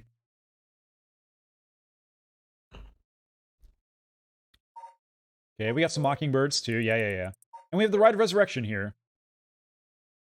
As indicated by its name, this manuscript holds detailed instructions on how to perform the secret art of reviving the dead. This forbidden ritual is said to have been devised by a once famous onmyoji. Local researcher Hideki Araishi, who speaks like a robot, recently discovered the old manuscripts and gave a presentation on it at an academic conference, sending ripples throughout the field of occult studies. According to the Record of Fates, this mysterious ritual was devised by the gifted onmyoji Abe no Sime. It converts the souls of the dead bound for the underworld with soul dregs collected as sacrifices through the Taizan Fukun ritual. Taizan Fukun ritual. The secret art of converting souls to soul dregs is out of reach to all but the most skilled practitioners, except if you got curse stones. So the Rite of Resurrection is its own thing, but the 7 Mysteries of Hanjo and the curses that are tied to them allow average people to collect the soul dregs necessary to perform the rite. Now, just because you have soul dregs doesn't mean you know how to perform the rite. I think people are kind of like, I think a lot of curse bearers are kind of glossing over that fact. They just assume once they get enough soul dregs that the rite will just be like gifted to them. And I don't think it's that simple. I think you kind of have to know what you're doing. You know, you kind of have to know how to perform the rite first. It's not like a reward, you know. It's a separate sort of thing. And this is valuable information that we now know. So we're learning. How are the 7 mysteries related to the rite? Yeah, okay, so this is kind of exactly what I was talking about. Excuse me, Mr. Araishi. What is it, Miss Kurotsutsu? You published a theory before the incident took place. It is said that the Rite of Resurrection and the origin of the 7 Mysteries of Hanjo are related somehow. What proof did you have of that? You really know your stuff. What about that? I made it up. Ha ha ha ha ha. That was somewhat sensationalized piece. Oh, he actually did. Nice. That was a somewhat sensationalized piece written for occult magazines. Oh, really? It was just bullshit then. Not exactly. Rather, it's not a complete fabrication. There is a basis for it. And that is, well, I suppose there's no harm in telling a couple students so passionate about this topic. Thank you. She said passionately. Oh no, I'm having fun with the game again. Ah! This is something I discovered from referencing numerous texts unrelated to the Record of Fates. It was just after Seaman arrived in Hanjo. There are records of a conflict over a ritual used to resurrect the dead in Hanjo. A conflict over resurrecting the dead. I don't know the details. A man enticed the public with claims of a spell that could resurrect the dead, causing a conflict that ended tragically with 9 dead. That is the only remaining reference. 9 people fighting over a resurrection ritual. I call this tragedy the Hanjo incident, and it has long been a subject of my research. And I suspect that this Hanjo incident might be the very origin of the 7 mysteries of Hanjo. So what you're saying is, the resurrection ritual at the root of the Hanjo incident is Seaman's Rite of Resurrection. Yes, that is how the Record of Fates ties everything together. To put it in chronological order, first Seaman brought the Rite of Resurrection to Edo. We can assume that by this point Seaman was likely using a different name. Then in Hanjo, 9 people fought to the death for the death of the rite, the Hanjo incident. After that, the incident was covered up by an interested party, preventing it from being recorded in history fully. Eventually, it was passed down in incomplete pieces, becoming known as the 7 Mysteries of Hanjo. That's more or less the course of events. Cool. The Hanjo incident. During the Edo period, a chain of events that occurred around a certain resurrection spell became the basis for the 7 Mysteries of Hanjo. Okay. So they're tied more closely than I thought. Like, their origins kind of go together. But they are distinct. So that's how they're connected. Then if I'm getting this right, and I am, because I'm the second best character in this game. Sorry, Mio. But Mayu's pretty good. I guess all the best characters' names start with M. Anyways, the 7 mysteries are basically required to gather the soldier eggs necessary for the rite. Sort of, unless you were a talented Onmyoji who could do it without the curses. And there's more. With this most recent occurrence of the curse, I've become even more confident in my theory. You are. Yes, the reason for it being the resentful memories of the 7 mysteries etched into those who receive the curse stones. Resentful memories. Yako, if you really are a curse bearer, then when you obtained your curse stone, you would have had a resentful memory imprinted in your mind. Oh, yeah, I did, I guess. Exactly! Those memories are what happened in the final moments of the 9 who died in the Honjo incident. Broadly speaking, they involved dying while bearing some kind of deep resentment.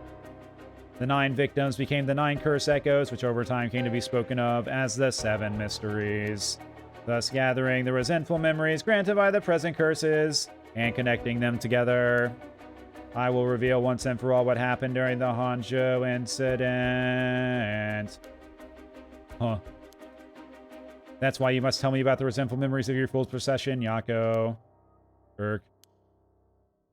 Mio, should I? Yeah, I think it's okay. We need all the information we can get. Yeah, I think it's the right call. I don't think there's anything to lose by telling him, you know? Like, he's just... I don't think we... There's nothing to lose. Like, there's no, like, risk to this, right? Like, he just wants to know for the academic knowledge, but he's not gonna, like, use it against us, right? I don't think. I just don't see it going down that way. But I've been wrong before. It's the only choice anyways. Let's go. Okay, Mr. Araishi. I'll tell you about the memory of the Fool's Procession. Excellent. We filled him in. So basically, it's about a woman who died falling from a Yagura tower at a festival. Interesting. If it's not that one, then... Oh, hang on. Not that one. What do you mean? Oh, he's gonna tell us, thank goodness.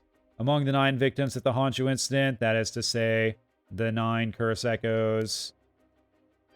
One of them is Seaman himself, or so I suspect. Huh? Seaman was one of the victims of the Honjo incident too. Meaning an Onmyoji as powerful as him also became a curse echo. Right. It would make sense that the curse stone tied to a curse echo like that would be special.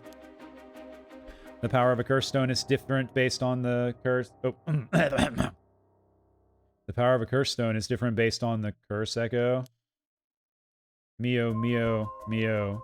Then maybe with Seaman's curse echo we could... Yes, we may be able to settle this whole situation. Hey, what are you two whispering about? Oh, nothing? Sorry. Mr. Araishi, how many of the resentful memories have you gathered so far? I have learned a number of them. What number? I will not disclose. Oh, never mind, I will. The Evergreen Beach, the Foot Washing Mansion, the Ever-Burning Lantern, and now the Fool's Procession makes 4. Less than I thought, honestly.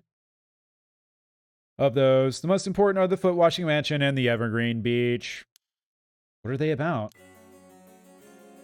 First, the Foot Washing Mansion. Oh, is he gonna, like, fill us in on these? Like, more vague mysteries. And Onmyoji appears distinctly in this one. Really? But not Seaman, I'm afraid. A female Onmyoji who sought the rite of resurrection due to her obsession with her personal appearance. Her legs, which she had always taken pride in, were stricken with corruption after she was defeated by Seaman. Okay, yeah, that explains who she fought. Okay, got it. Her curse echo is notable for being particularly easy to fulfill the requirements necessary to use the curse. That detective did well to escape this one. Yeah. We would have died totally if I didn't cheat. By turning the voice volume down. A move which people were apparently impressed with. Whatever, I shrug. So a female Onmyoji and rival of Seaman was involved in the Honjo incident. That certainly is interesting. Next, the Evergreen Beach. This curse echo is from a craftsman of the Notsuke carvings named Jinkichi, who was hanged for spreading baseless rumors. He apparently spoke of something that granted the ability to bring back the dead. The right of resurrection. Precisely. This man, Jinkichi, must have been in contact with seamen. If I could just collect all the memories, everything would be revealed, and the truth of the 7 mysteries will be mine. This is the knowledge I desire. Meaning you need to gather as much information as you can from the curse bearers. Precisely. I have an agreement to exchange information with those detectives, but they might not even find the other curse bearers, so I must take measures of my own. Another thing. Yes. You never really finished about what the trigger for all this was. Well, ahem. Clears throat like normal human. I don't know. Liar! Liar! Really? You're not hiding something from us, are you? That's something to do with how you obtain the Record of Fates, right? How'd you really get a hold of the Record of Fates? To tell you the truth, we're in a race against time. It could be a disaster if we don't hurry. What are you talking about? Someone left a warning that at sundown today, they would use the curse to kill a lot of people. The one who left that message is the culprit behind the Nijima murders from 20 years ago. What? Something so terrible will happen? I won't allow potentially hundreds of people to become victims of a curse. I'll do anything in my power to stop it, including punching you in the face, Robot Man. Mr. Araishi, please, tell us everything you know. I'm sorry, but I don't know anything. The truth is, the years just pass like trains. I was given the Record of Fates by a woman. A woman? Hyaku Soaps, right? It's gotta be Hyaku Soaps. Well, her voice sounded like a woman's, but I didn't actually see what she looked like. 1 month ago, while I was investigating at night, I suddenly heard a formless voice. A woman's voice. Yeah, it'd be weird that a woman would be involved with you. Hey, Araishi. It is said, or it's said, I entrusted you with this ancient manuscript, and the right of resurrection held within its pages. Spread rumors of this ritual as far and wide as you can in the coming month. And before I knew it, an old document had fallen down at my feet. 1 month. She specified the time period. I was told that if I did that, I could study the manuscripts as much as I pleased. For I'm very easy to manipulate, you see. I wanted so badly to verify its authenticity, I ended up accepting. I haven't heard anything from the voice since then. It must have had you spread rumors in order to strengthen the power of the curse. To tie together the curse and the desire to seek out the right. This makes it likely that the owner of the voice is the mastermind behind all of this. Hence, I went public with the Record of Fates. Hyaku and the occult magazines immediately jumping at the news was a financial boon for me. I'm kind of loaded now, ladies. Hyaku. As in Hyaku Soaps. Right. I mean, no, that's not important. Just some personal business. Hang on, what? Yep. Unconvinced dots from Mio. After that, I waited trying to predict what would occur in a month's time. That's when the curse began! Those are all the details I have. What else do you know? Tell us everything. Meh. Very well, I've told you this much. I may as well give you one more thing. Thank you. What might that be?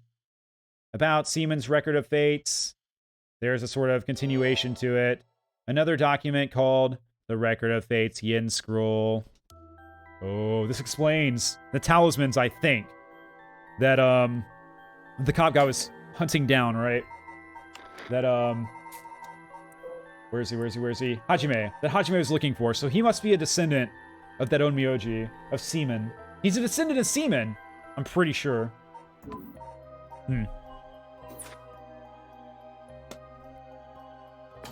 Give me a sec. I know there's been a lot of breaks tonight. Appreciate your patience. I am sorry.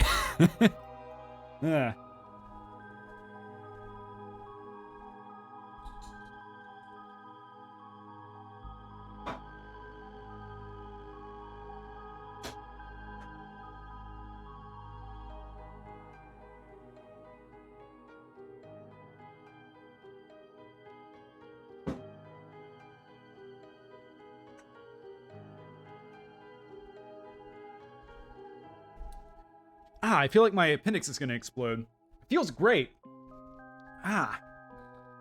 Hope it does. That'd be great content.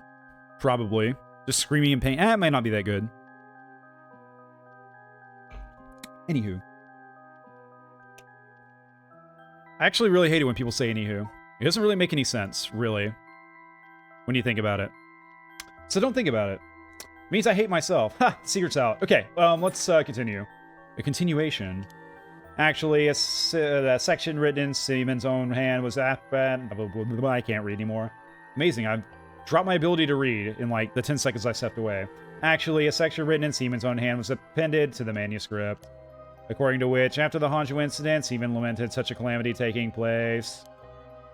He apparently wrote the addendum for the event that the tragedy became its own curse. Wait, what? He apparently wrote the addendum for the event that the tragedy became its own curse. Oh, so maybe like a way to undo everything. It seems he had an idea that the victims of the Hanjo incident would turn into curse echoes and be used to gather soul dregs. It supposedly details how to handle any trouble that occurs as a result of the rite of resurrection. Really? Hold on just like a second. Don't you find that strange? What's the matter, Miss Sakazaki? You think my information is inaccurate? How dare you? I'll fail you. If Seaman died in the Hanjo incident, then he couldn't have written an addendum. But you see, he possesses people. You really don't get it, do you? Huh? Am I wrong? That'd be weird. Have you forgotten the ability Seaman possessed? Of course I haven't. He could use the rite of resurrect. Oh. You're telling me Seaman used it on himself? The rite of resurrection can be carried out in advance, so it activates when the soul dregs are gathered together. Okay. Then it is not possible that Seaman himself was... Or is it not possible that Seaman himself was resurrected by the rite after it all took place? But had he still... He still have to collect the soul dregs, needed to use the rite, right? Yes, and that's why they died. The 8 others besides Seaman. What? Blinked in tandem. They died in the Hanjo incident for their soul dregs. That sounds like it's the same as what's happening, like, right now. That's why I need the resentful memories to learn the truth. I get it now. The issue at hand, my human hand, that is, not robotic hand, is that the Yin Scroll and the Record of Fates were supposed to have been passed down as a set. When I received the Record of Fates, the Yin Scroll was gone. Only this information was left. Supposedly, Seaman's blood descendants guarded it as they passed down the thing across generations. It seems that over their long history, the 2 documents became separated in the scrolls, location lost as the family line branched. Seaman had descendants. Odd that Seaman would produce descendants like that. So there's someone out there related to him by blood, even now. Yes. In fact, I've tried to trace the line as far as I could. He wasn't a well-known Omioji to begin with, so a detailed family tree does not exist. It seems likely that the use of the manuscripts has long been forgotten, only being passed down as a tradition. And since they aren't even aware of what they have, tracking it down is quite tricky indeed. I wish I could ask whoever that voice belonged to about the Yin Scroll. I'm sure you do. So basically, in the Record of Fate's Yin Scroll, Seaman himself wrote about ways to handle the curse and the rite, yes? Yes, that's right. Have you been listening at all? I've been searching for it all this time, but I haven't found a single lead. So if you two find out anything about other resentful memories or the Yin Scroll, tell me immediately. You owe me that much for telling you all this, do you not? That's the real extent of everything I know? Yeah. Thanks, bro. Actually, really helpful. Actually, like, super duper helpful. Surprisingly helpful. Okay. So, let's do the Record of Fates first, and then do the Yin Scroll afterwards. The Record of Fates, an old manuscript from the Edo period written by the sorcerer who recovered the Rite of Resurrection, is viewed as a priceless and authentic document due to its detailed account on how to perform the ritual. And oh, let me tell you, there's no shortage of people that want to bring back the dead. Hideki Araishi claimed he found it in the storehouse of an old private residence, but it was in fact entrusted to him by The mysterious voice. The manuscript was written by Seaman Tsuchi Mikado. Yep, an onmyoji from the Edo period.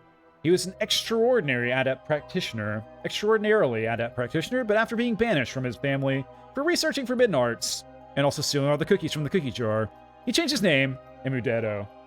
Now then, the Yin Scroll.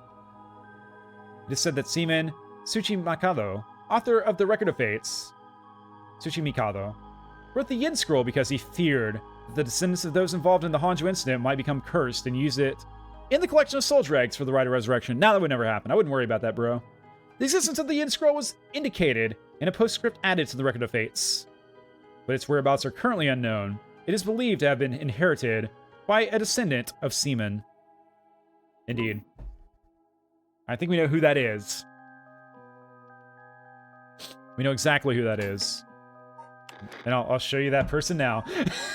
It's, Mio, right? No. Michio. Which is why Hajime was involved with her. She at least had part of it. Yeah, the old talisman. Yep, totally. I don't know if there's like a two-part thing where it's like Hajime's talisman plus Michio's, or if it's like all Michio's makes up that part of things, but it's definitely important. That we know for sure. Wait, what I do? What? Hang on. Auto button display, I don't know what it is. We're turning it off. Yes, I understand. Thank you for your help. If you bring me some useful information, I'll take it into consideration for your school grades as well. Ha ha ha ha ha ha ha ha ha ha ha. Okay, Professor. Whatever, bro. 1 p.m. Yako Sakazaki. Yako Sakazaki is on street with friend Mayu. Sorry, not Mio. Names are just like meaningless to me. We've learned a lot. So to sum it up, there was a tragic incident with people cursing each other for the Rite of Resurrection in the Edo period as well. And the Record of Fates Yin Scroll may have info we want, since it details how to, like, stop that bullshit from happening. I think that's about it. Right. If we could just find the Yin Scroll, we might be able to learn how to settle this situation. But even Mr. Araishi didn't have any leads on where that is. How, like, how? Someone involved in this must have some connection to it, I think. I have a feeling the mastermind who awakened the curses is involved too. Right. So what next? So, Mio, what now? Good question. It may be best to give the information we just learned to Inspector Tsutsumi. We got a pretty big clue from hearing about the Record of Fates Yin Scroll. Mr. Tsutsumi might know more about it. Should we go back to school then? Yeah, that's our point of contact after all. But first, about the mastermind. Whoever's behind that voice that gave Mr. Araishi the Record of Fates? That must be the mastermind, don't you think? Yeah, obviously. And he said it sounded like it belonged to a woman. Gross. Whoever it is, I bet they're scary. Huh? You don't sound like the Yako I know.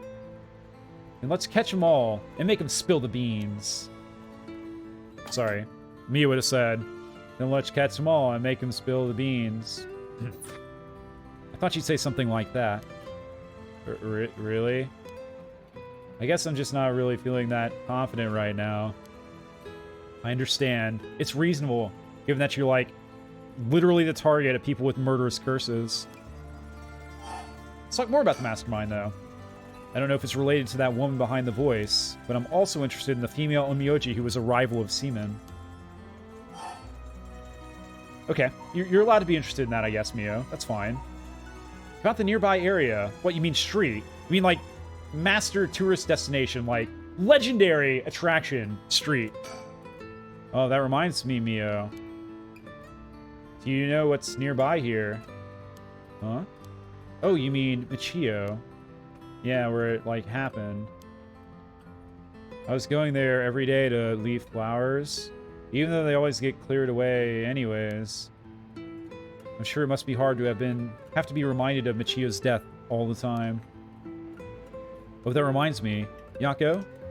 Yeah? When you asked me to do the spirit board 2 days ago, did you come here that day too? Yeah, I left some flowers before going to school. Why? Did anything seem different that day? What's this all of a sudden? It's like you're suspicious of things that happened around this, like, entire yarn ball of suspicious things. Though, now that you mention it, that day, I suddenly felt lightheaded and ended up passing out for a little bit. Okay. But I came to right away and felt fine, so I didn't think anything of it. I definitely wasn't possessed by, like, the spirit of my dead friend or anything. I see. That's all I was wondering. Thanks. Huh? Excuse me, you girls over there. No! He's back. I thought we were rid of him. Whoa. Sorry, I didn't mean to eavesdrop, but something you said caught my attention. And who might you be? Don't make me whip your ass, sweater guy. I'm Yutaro Namigaki. Or I should probably tell you. Until yesterday, I was a curse bearer. That should clear things up. A curse bearer? Oh, you don't need to be so scared. I've already given up the curse stone of the foot-washing mansion. The foot-washing mansion? So you're the one Inspector Tatsumi was talking about.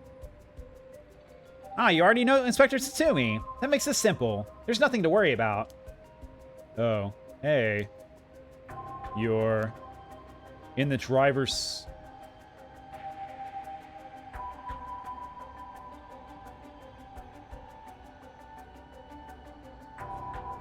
Holy shit! He killed her!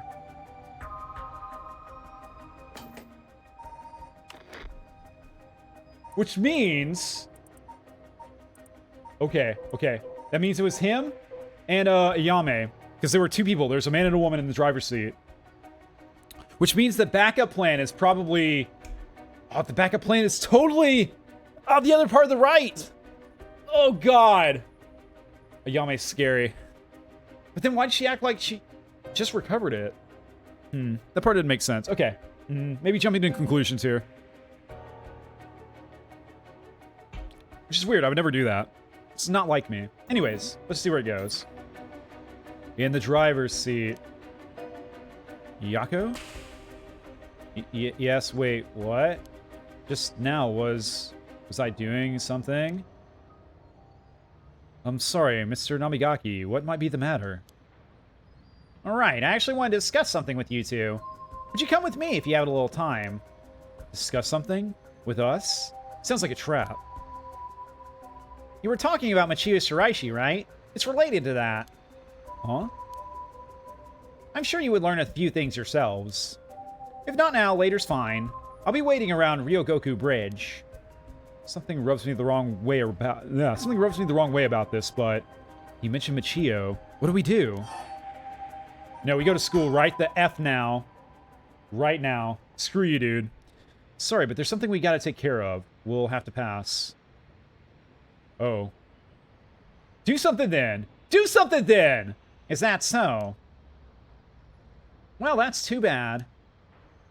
I'm in no rush, so I'll be waiting at Ryogoku Bridge if you change your minds. Now, screw you, buddy. Eat my shorts. Dead end, eh? So we got 2 dead ends out of 4 here. And this one's practically a dead end, as far as I can tell. So really, we have 1 path to trod. I'm gonna do 1 more part, I believe. And we'll call it a night, unless it's, like, really short. Yeah. So, let me just rehydrate real quick.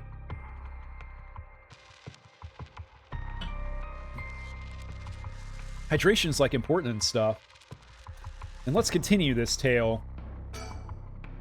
Back on the Tetsuo Tatsumi storyline. At the Shiraishi home, Tatsumi and Ario learn the truth about many things, including the death of King of Iwai. F that word. They hurried to the high school after learning that Michio Shiraishi knew the whereabouts of Nishimi's hideout. Indeed. 1 p.m.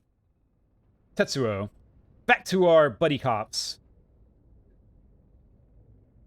Komagata High School. Oh, hey, June. What's going on? Boss! I just talked to the Sumida police. Oh, what now? They found an abandoned van in the Chiba Mountains that looked like it'd been in an accident. They couldn't lift any fingerprints from it, but they found blood splatters on the front. And guess what? The blood's a perfect match for Michio's. Oh ho! So it must be the van that hit Michio. You got it! It's all thanks to Yoshimi that we were able to find that out. The license plate had been removed, though, and they even scraped off the vehicle's identification number. It'll take a while to identify the owner. Now, they're trying to figure out if the van was sighted anywhere between the scene of the crime and where it was dumped. Got it. Thanks for the report. It's nice that we got permission to use the school as our base of operations. The principal and the head teacher were a little reluctant at first, but then I kicked their ass and they were, like, much more agreeable. They were convinced that it'd help the investigation. Yeah, it does, and it does. And it will. Dealing with all this must be a real headache for those guys. Yeah, I feel really bad for them, like, having to deal with someone dying on the property. Man, they're the true victims here, aren't they? I should think of it again later. Nah, don't worry about it. You know I can wiggle my eyebrows. Just saying. June, how you looking? He still doesn't look tired after all this running around. Wish I still had all that stamina. Yeah, getting old sucks. Ooh, I see a burb. I want this duck to, like, I don't know. I want to hang out with it. Awesome, amazing. I've actually done pretty good on these birds, you know. Look at that guy. He's great. Showing his butt, like, proud of it. Should be. Look at that thing. It's awesome. Okay.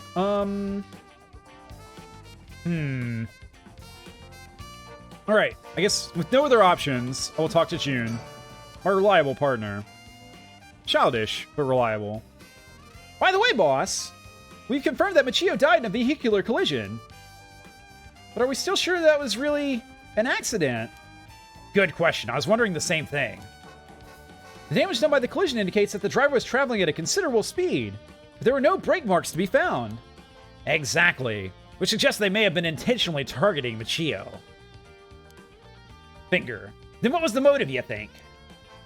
Who would have a reason to kill Michio? The first person that comes to mind is Kenshiro. Oh my god. Iwai! It's Iwai!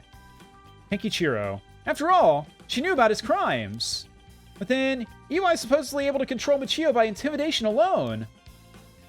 There's also that teacher who was taking advantage of Michio, Kohei Jonochi. But to say he killed her to stop people from finding out that he was blackmailing her, it doesn't seem likely somehow. Yeah, I agree. You're right. Though both of them have fallen prey to her curse. That's true. In that case, it's quite possible she also decided to exact revenge on the person who ran her over. Not just possible. She may have already done it last night, just like with Iwai. Is there anything else that could have served as a motive? The talisman, maybe. Yep. Ding, ding, ding, ding, ding, ding, ding, ding, ding. Exactly, Tsutsumi. The one Yoshimi was looking for. Oh, do you think someone wanted to take it from her? Well, the talisman wasn't found on her remains, nor in her house. But doesn't a hit and run seem like too drastic a measure to go for a little talisman?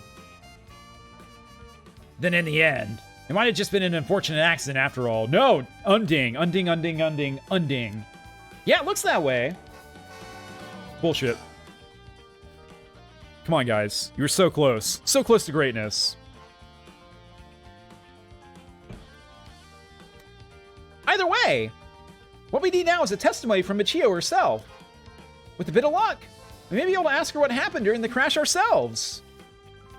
Yeah, I can't wrap my head around that particular development. Yeah, because she's totally dead. I still have my doubts it'll be that easy. Either way, we won't be able to do this unless Mio and Yako turn up. I'd rather have them come sooner rather than later. I guess we just have to wait. Shall we head inside? All right, then. Boss, I thought we were going to wait for Mio in the school. Yeah, I'm on it, bro. I'm on it. Guess we still can't rule out the possibility that Michio did commit suicide. No, you can. It didn't happen. She was so young, and all the adults in her life did was push her around. Yeah, I think push her around's understating it a bit. Effed up! She lived a sad life, and that's a fact. Alright, let's go wait inside the school. I'm sure they'll be here any moment. I hope so. I really hope so. Ha! There they were! Wait, hang on. I'll see you again. Wait, that's like a flashback. Wait a minute! We're like totally blocked off besides he- Oh my god.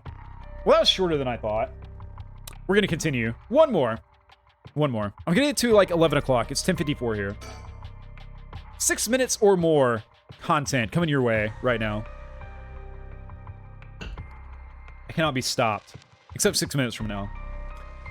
Okay, Yako, back on this. The Record of Fate's Yin Scroll may contain a way to put a stop to the curse. Yako and Mio head back to Komagata High School to share this information with Tatsumi. I hope they made it.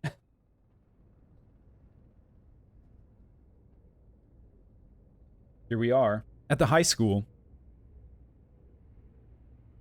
Ain't that interesting? The Record of Fate's Yin Scroll, huh? Well done, you two. That's some good info you got from that teacher. Thank you. Good job, boss. Operation Schoolgirl was a success. Don't call anything ever Operation Schoolgirl. My god, FBI, I'm just reading the lines. Yeah. Yeah, I am Tsumi's face here on that one. Ario, stop making things sound weird. Seriously, bro. Anyways, let's share what we found at Michio Shiraishi's house. Yes, please. So a bunch of fucked up shit was there, yeah. Yes? A man named Iwai kidnapped sacrifices for black magic. Michio helped with the kidnapping. Mr. Jonichi used that to blackmail her? Wow. Actually looked less shocked than I thought she would. Alright, more dialogue, let's go. Based on the record and looking at the circumstances surrounding the deaths of Jonichi and Iwai, if Michio Shiraishi did it, it would make sense. Furthermore, there are signs that Michio Shiraishi wanted someone to notice. Huh, really? The ribbon that was left at the scene of Kohei's death is proof of that. Mio, I'm guessing you knew that already? Ah, yes, I know everything, as the protagonist of this game, ever since this morning. But there's one piece of information I need. But I think we're near her limit. More? But I say it again. I think we're near her limit. Huh? Okay.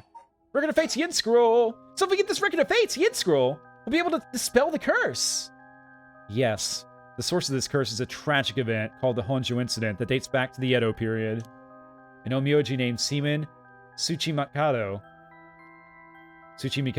is said to have recorded a way to deal with the curse. So I think there may be a way to dispel the curse. Right.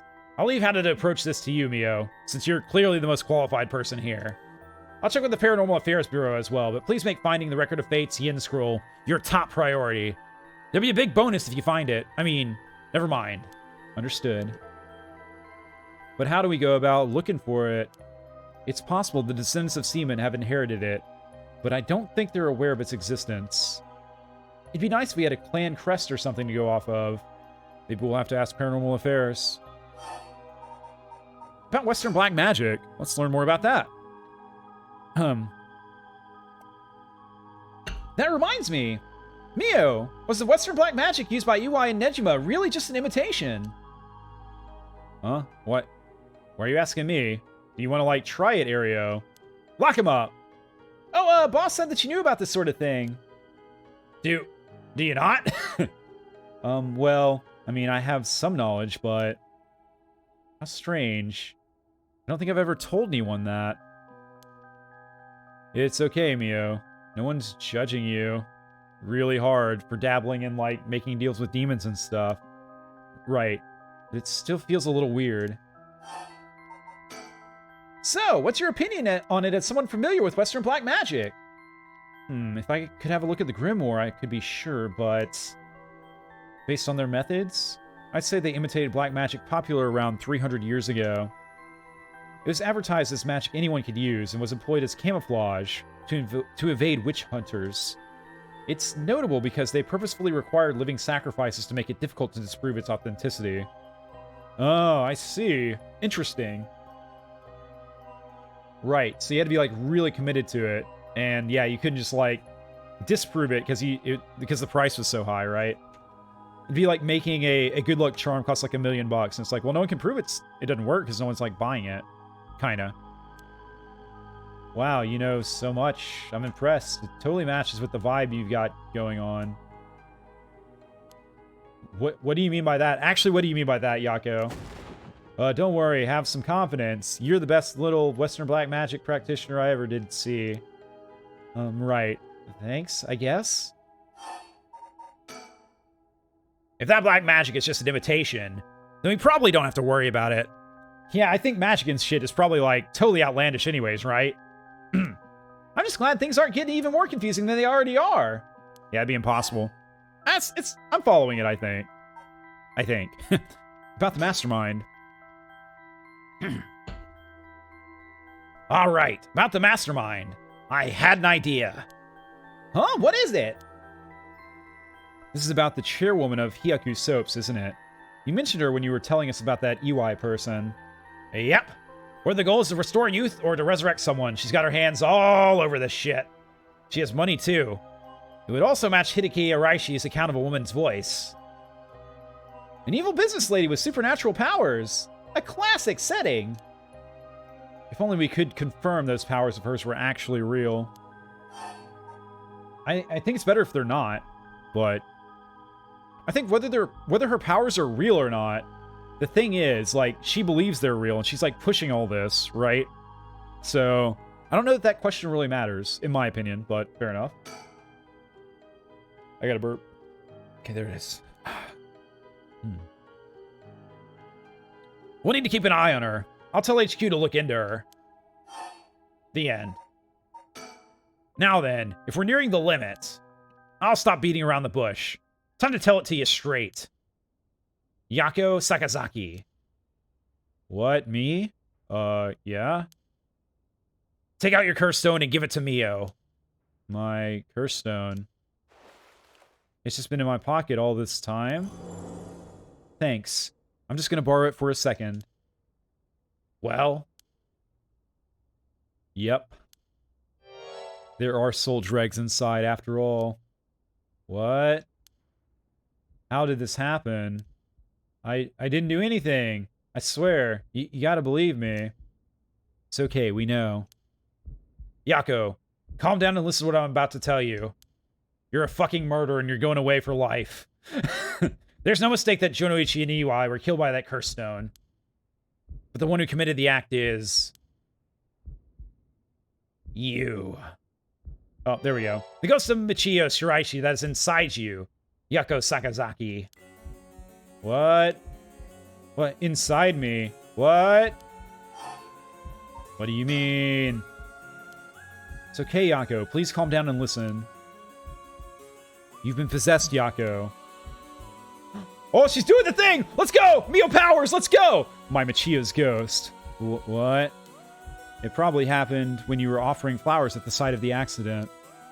Filled with regret. Oh, that face. Let's go, Mio. Filled with regret, her lingering ghost reacted to the presence of her old friend and entered you, Yako. No way. You mean Michio's ghost is inside me? I've explained this once before, but just because you've been possessed doesn't mean that you lose control of yourself. Normally, the mind will reject such attempts, and it'll do nothing more than affect one's mood or energy levels. Michio had powerful spirit sense to begin with. And because she was your friend, your mind was open to accepting Michio's spirit. So, for those reasons, your minds merge without any issue. It's going to be difficult to separate her from you at this point, which also means it will be difficult to guide her spirit to the afterlife. No way. We've merged. Me and Michio's minds are... But I don't feel different, like, at all. I mean, I'm me, I think. That's because after she merged with you, Michio started to believe she was you as well. Oh, okay. As a ghost possessing you, she's not fully conscious, only really a jumble of vague memories. Still, there are traces of her consciousness and memories as Michio Shiraishi. You've been acting a little different than usual. You would also sometimes react when coming into contact with things with a powerful influence. Really? That having been said, if we don't have a proper understanding of the regrets of Michio Shiraishi, when she died and why, it would be difficult to separate her from you. That's why I didn't say anything. I'm sorry. If I carelessly provoked her ghost, it could have risked causing her to dig even deeper into your mind. Oh no. When we mentioned limits earlier, we mean that by letting things proceed like this, there's a possibility that you will join completely, making it impossible to separate her ghost from you. Oh, well. Although, permanent ghost friend, is that the worst thing? I don't know. If that happens, you'll never be able to tell which of your thoughts belong to her and which belong to you. Although you don't even know who you is, so, you know, like, I don't know if it's a big loss. What? That's so scary. You mean I won't be myself anymore? Oh, but if it's Michio... That's what I'm saying. Maybe it wouldn't be so bad. Oh, I don't know. What should I do? Demo. But... It was actually Michio who used the curse stone while I was unaware, wasn't it? Doesn't that mean her ghost has already taken over my body? Well, about that. I think that's probably the effect of the curse amplifying murderous impulses and the influence of the Feast of Shadows. While you were sleeping, the ghost powers were boosted. And, strengthened by the feast, Michio's consciousness surfaced and took control of your body. Then, that means... I was the one who killed him. I cursed them both. Yako, no. You were being controlled. Right, Inspector? Yeah, that's right. We'll just go with this for now, and definitely... She's going away, like I said, for life, but... We'll resolve this first. We need information. It's likely she'd be recognized as not being responsible for the crime due to the possession. Likely. It's not something you can control. No need to worry about that. Cops would never lie to you. No, you're wrong. I want... Yako, please. Yako, you're working against yourself here. I wanted to kill him too. Those feelings must have come out. It's not only Michio's fault. I mean, when I learned that Michio didn't commit suicide, I wish that all the cruel adults around me would just die. I had the cursed stone with me, and I wanted to get revenge from Michio if the chance came. That's how I felt. Yako. Because Michio wasn't able to escape her terrible situation. It was so hard. It wouldn't be unusual for someone to take their own life. And I had this cursed stone. I made Michio get revenge all by herself. Michio tried so hard to keep on living in silence, and I treated those feelings like they were worthless. I should have done it myself right away. I'm sorry. I'm so sorry, Michio. Most of what she showed all game. That's why. I killed them.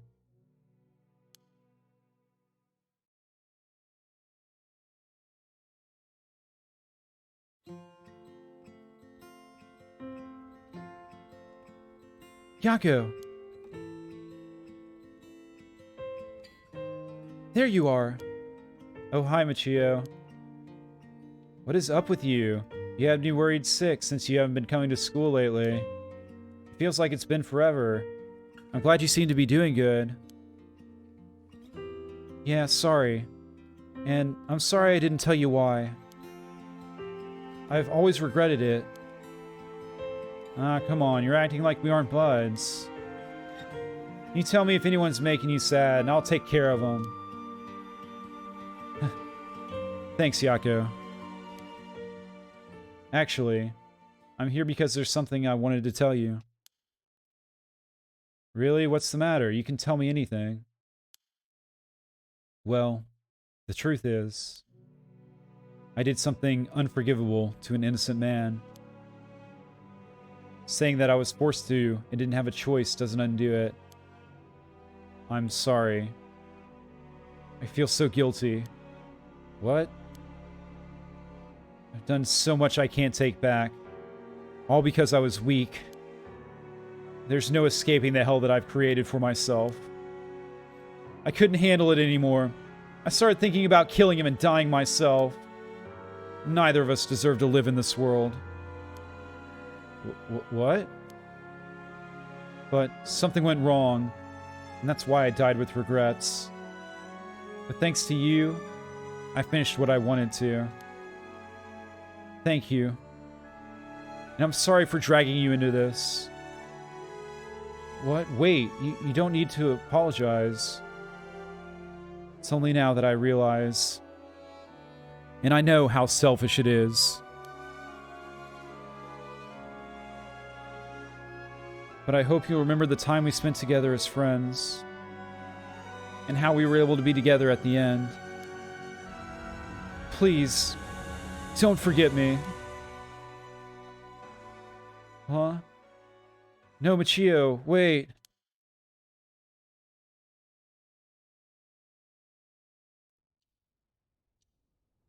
Huh? Huh? You're awake. Do you feel okay? I'm sorry I had to spring all that on you, Yako. What? Is this... Are we in the classroom? Huh? Was I dreaming? I'm sorry to rush this along while you're still gathering your feelings, but... We need to hear what Michio Shiraishi has to say. Now. Right. And so after considering what to do... It is true that Michio's consciousness has mixed with yours. But if I summon her ghost, we may be able to establish some communication. Oh, I understand. So you thought to use a spirit board again.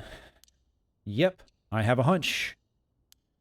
I think the spirit we called last time may have actually been Michio herself. Really? You think? And that her spirit has been close to you ever since then. Then, let's do it. I think we should. And I want to hear from her. Very well. I have no idea if this will work during the daytime. Let's give it a try. Are you ready? Yeah, I'm ready. Okay, here we go. Do you remember how to do it? Place your finger on the 10-yen coin. Here we go. Right, like this. Good, now do as I do. Oh, Spectre of the Spirit Board, please visit us. Oh, Spectre of the Spirit Board, please visit us. Please tell us if you were there. And there it is. Ghost board activated, baby! It's here. Now, is this the spirit of Michio? Yako, would you ask the spirit? Alright. Oh, Spectre of the Spirit Board, are you the spirit of Michio Shiraishi? Mm-hmm. Ah, it said yes. Don't be so sure. Some spirits like to play tricks. Can you try asking it a question only Michio would know the answer to? Question only Michio would know the answer to. Let's see, then. Oh, Spectre of the Spirit Board. How much did the ribbon I bought with Michio cost? Yup. $4.90. Not $6.90, which would have been like a much more based answer, but whatever. 490 yen. Yep, that's right. Well, it seems we have the right spirit. Okay.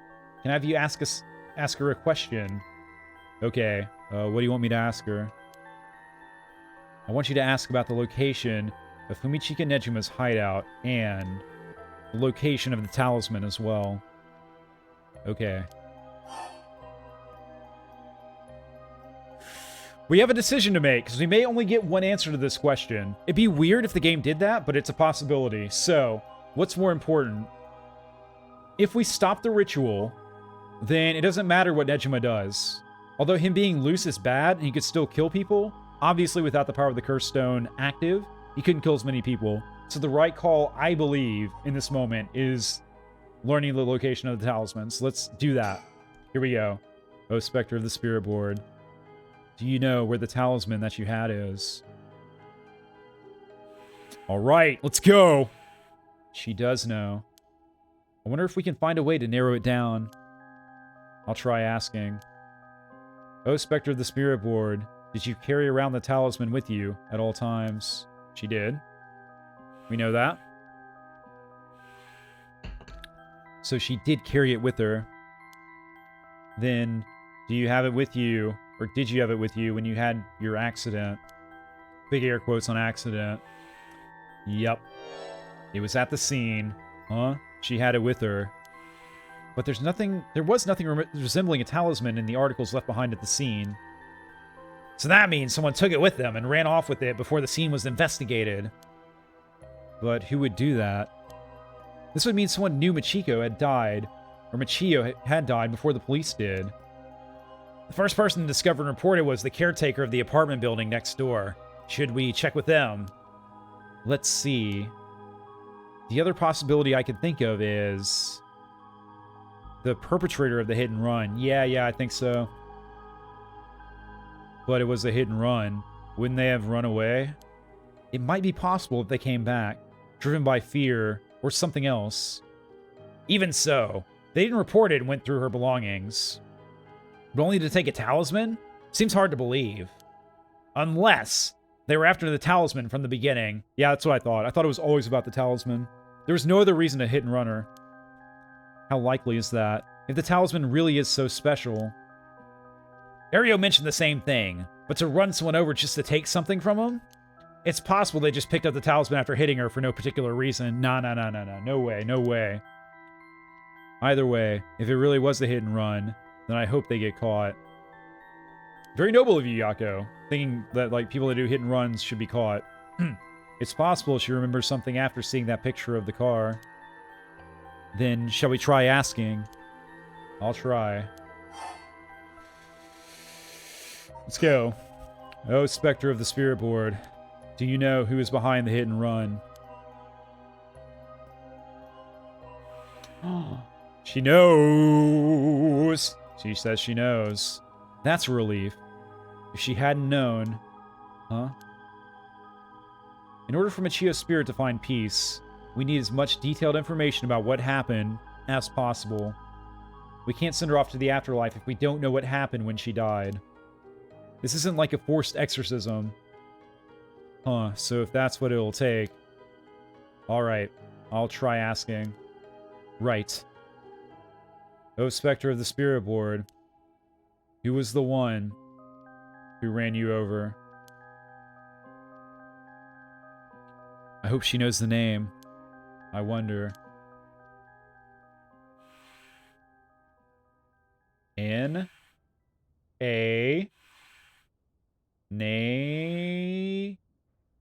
Nami? Namiga? Namigaki. Namigaki! Namigaki. Who's Namigaki?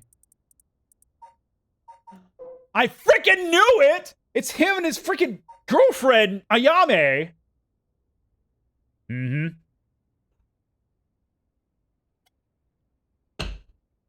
Absolutely. They did it. That's their backup plan. Namigaki. Huh. Namigaki. What? You mean Yutaro Namigaki? You two know him? We talked to him a while after we left the cafe. He used to be a curse bearer, right? Ah, I see. So that's why Yako had that reaction when she saw him. What? Come to think of it, the guy said he wanted to talk about Machio. What? The hell is he planning with this, without his curse stone? He said he'd be waiting near Ryogoku Bridge. Got it. I'll join you there once we're done. He's the bastard who killed Machio? Damn, I did not peg him as the... Okay. Okay. Now then, we didn't get locked out, so let's go ahead and ask. Where is the mass murderer, Fumichika Nejima's hideout? Oh, Spectre of the Spirit Board. Please tell me the location of Fumichika Nechima's hideout.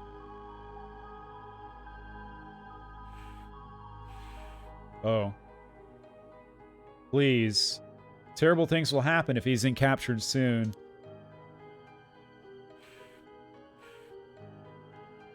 I'm sure it's painful to try and remember, but you're the only one who can help us, Michio. Please.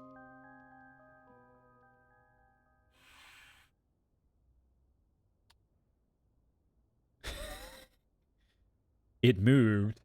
There's not a context quote for you out of nowhere. I'm sorry for breaking the mood, but it moved. This is an address. She's giving us the address. Amazing. Thank you, Michio. Okay, I have the address. Thank you. All right, Ario. Get a move on and check on that address. Yes, sir. I'll contact HQ and order a simultaneous house search and sweep of the area. I just hope the information is accurate. I know it is.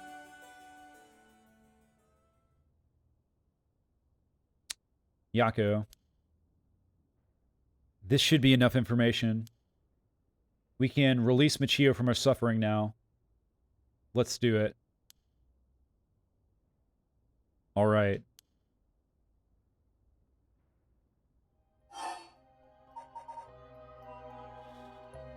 It's time to say goodbye. Oh, Spectre of the Spirit Board. No. Michio. Thank you. You helped us. You know, I'm so sorry I didn't know about it all. Your family, the kidnapping, Mr. Jonuichi. I'm so sorry. It must have been so hard. Not that I could understand, but I'm sure it was so hard. I mean, of course you would want revenge. I wanted it too. We've all done things that we wish we could take back. But I'm glad that I at least know the truth now. Yako. There's so much I want to say, but that's enough. Let me just ask you one last thing. Someday, can we hang out again?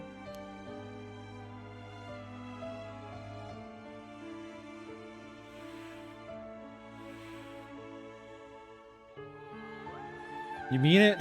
Okay, it's a promise. Have you asked everything you wanted? Yeah. Okay.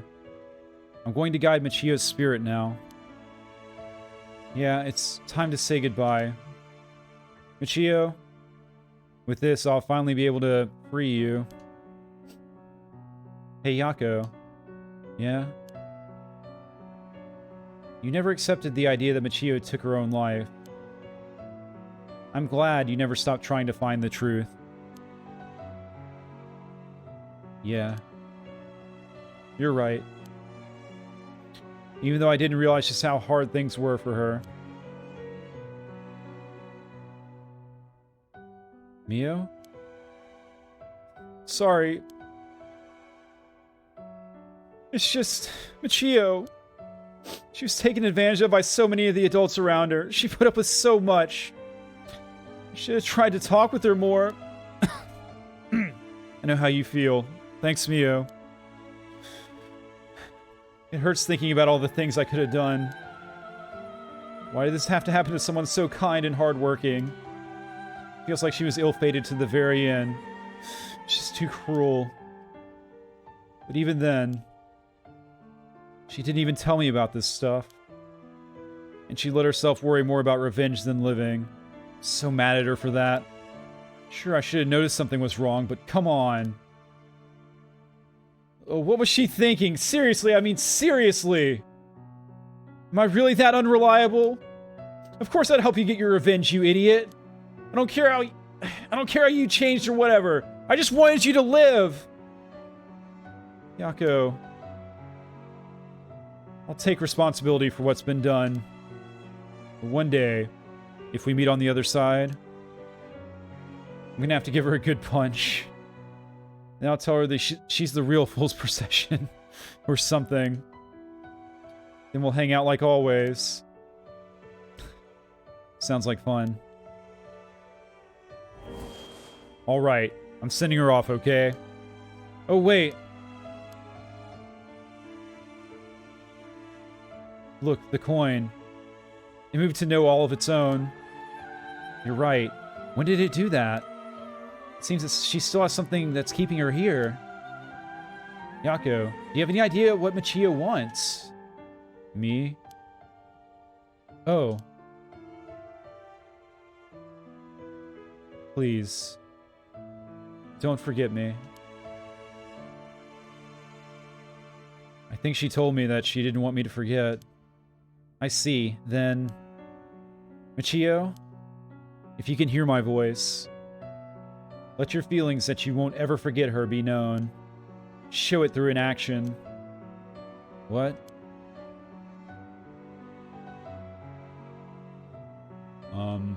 What?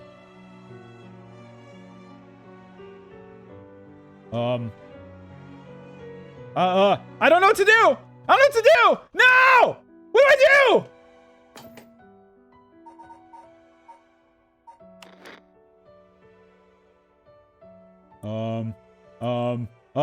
What do I do?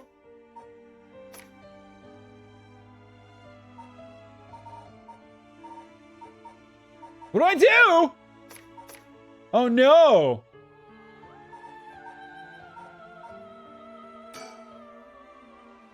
Did I make her deaf? Let's make her deaf for a little bit, I guess. I don't know.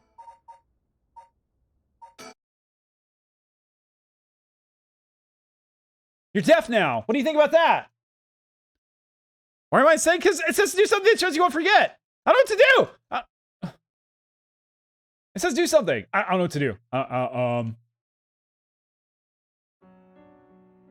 no. No, all the way up you go. All the way up. Yeah.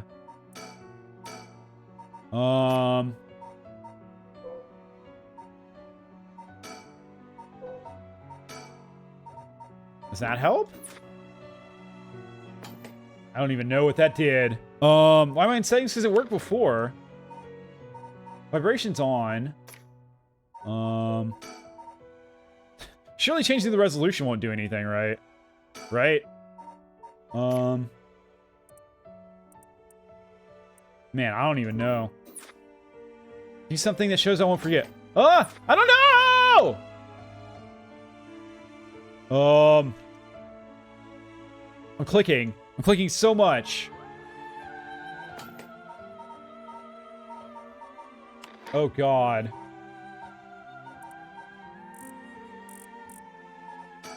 Try changing the brightness? I don't know. Didn't seem to work. Like, I was thinking maybe, like, turn the lights off or something would do it. Oh, no. I don't know what it's asking from me. I don't know what to do to show that I'm here.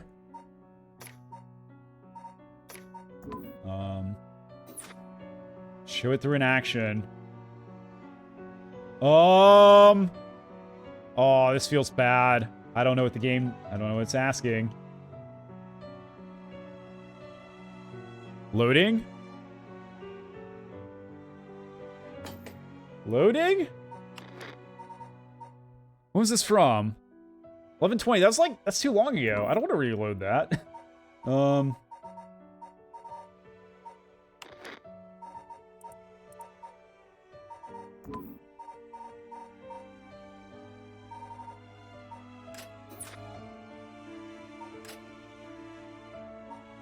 Oh, that's what that does. It speeds up auto. Okay. Well, at least we know what that does. Oh, no. Little Wing says load it. Oh, God. Okay, I'll load it. I hate it, but I'm gonna do it. We're losing progress. Okay, say goodbye again. Oh, God. Okay, I'm skipping through. We've seen all this, I think. I freaking, like, voice acted my heart out before.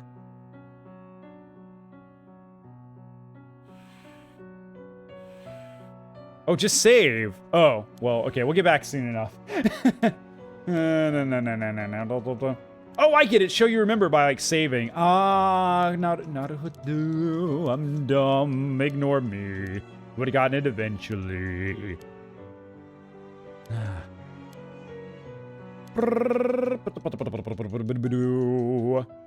Mio's crying her eyes out. It's really effing sad.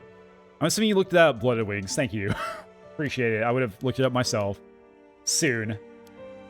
Time for you to cry, Yako. Yeah, there it is. It's a simple puzzle we both effed up. Yeah, you know. It happens. Okay. Mio. Okay. Here we are. Something to remember her by. Please don't forget me. Then. Okay. Show through in action. Okay, here we go. Guess we're saving. This one. That was it. Okay. Thank you, Blooded Wings. I knew it was something in the menu. Thank you. Though, I don't really want you to, punch me. Just live a long life, okay?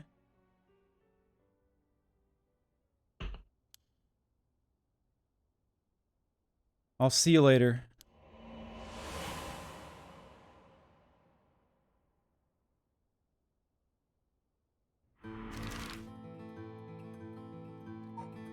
Okay. Well, next we're onto the bridge to confront the people who murdered my friend, apparently. Let's do another save, yeah? Right here. No. Yep, the one we just did. Why not? There we go. But guys, we've gone half an hour past where I planned to stop, so that's going to be the stream, I think. Wow, very emotional ending. You know, last stream, not a lot happened. It was a lot of, like, putting things together and, like, information gathering and stuff like that. We had a ton of stuff happen this stream. Holy crap. From, ooh, hang on. We got some more information here. Apparently. Oh, right, yeah, her coming back to normal. But yeah, we found the wife of Hajime, Mayu, right? There was that whole plot line. We found out that... My god, like, Ayame and Yutaro murdered our friend. We figured out the entire story of Hitome's storyline. No, not Hitome. Oh my god. Harue's storyline. Like, we figured out that Najime was into black magic. Like, seriously, major developments here on this part. Significant developments. I don't know how much more we have to go. It feels like things are starting to wrap up, though. We know, like, Soap Lady's, like, way involved in this and maybe responsible for, like, everything. We found out details about, like, the history of the Rite of Resurrection and, like, the curses and stuff. Like, yeah. Major developments today. If last part felt a little slow, I feel like we got a lot of info this part. So, yeah. Good stuff. Really enjoying this game. We're going to continue sometime next week. Either tomorrow or Wednesday. Most likely Wednesday. But there's a chance for a stream tomorrow. I won't rule it out. But most likely we'll continue on Wednesday. So, wow. What a part. 4 hours? Damn. I hardly ever go 4 hours with these games. My voice is going to be shot. Yeah, we'll say Wednesday. Tomorrow I'll be resting my voice, for sure. But, yeah. Thank you guys so much for watching and joining us on the 5th installment of PARANORMASIGHT. Really enjoying this game, like, a lot. Like, a lot. Can't wait to continue. See you guys soon. Take care of yourselves. The couch is out of here. Later, goodbye, and see ya.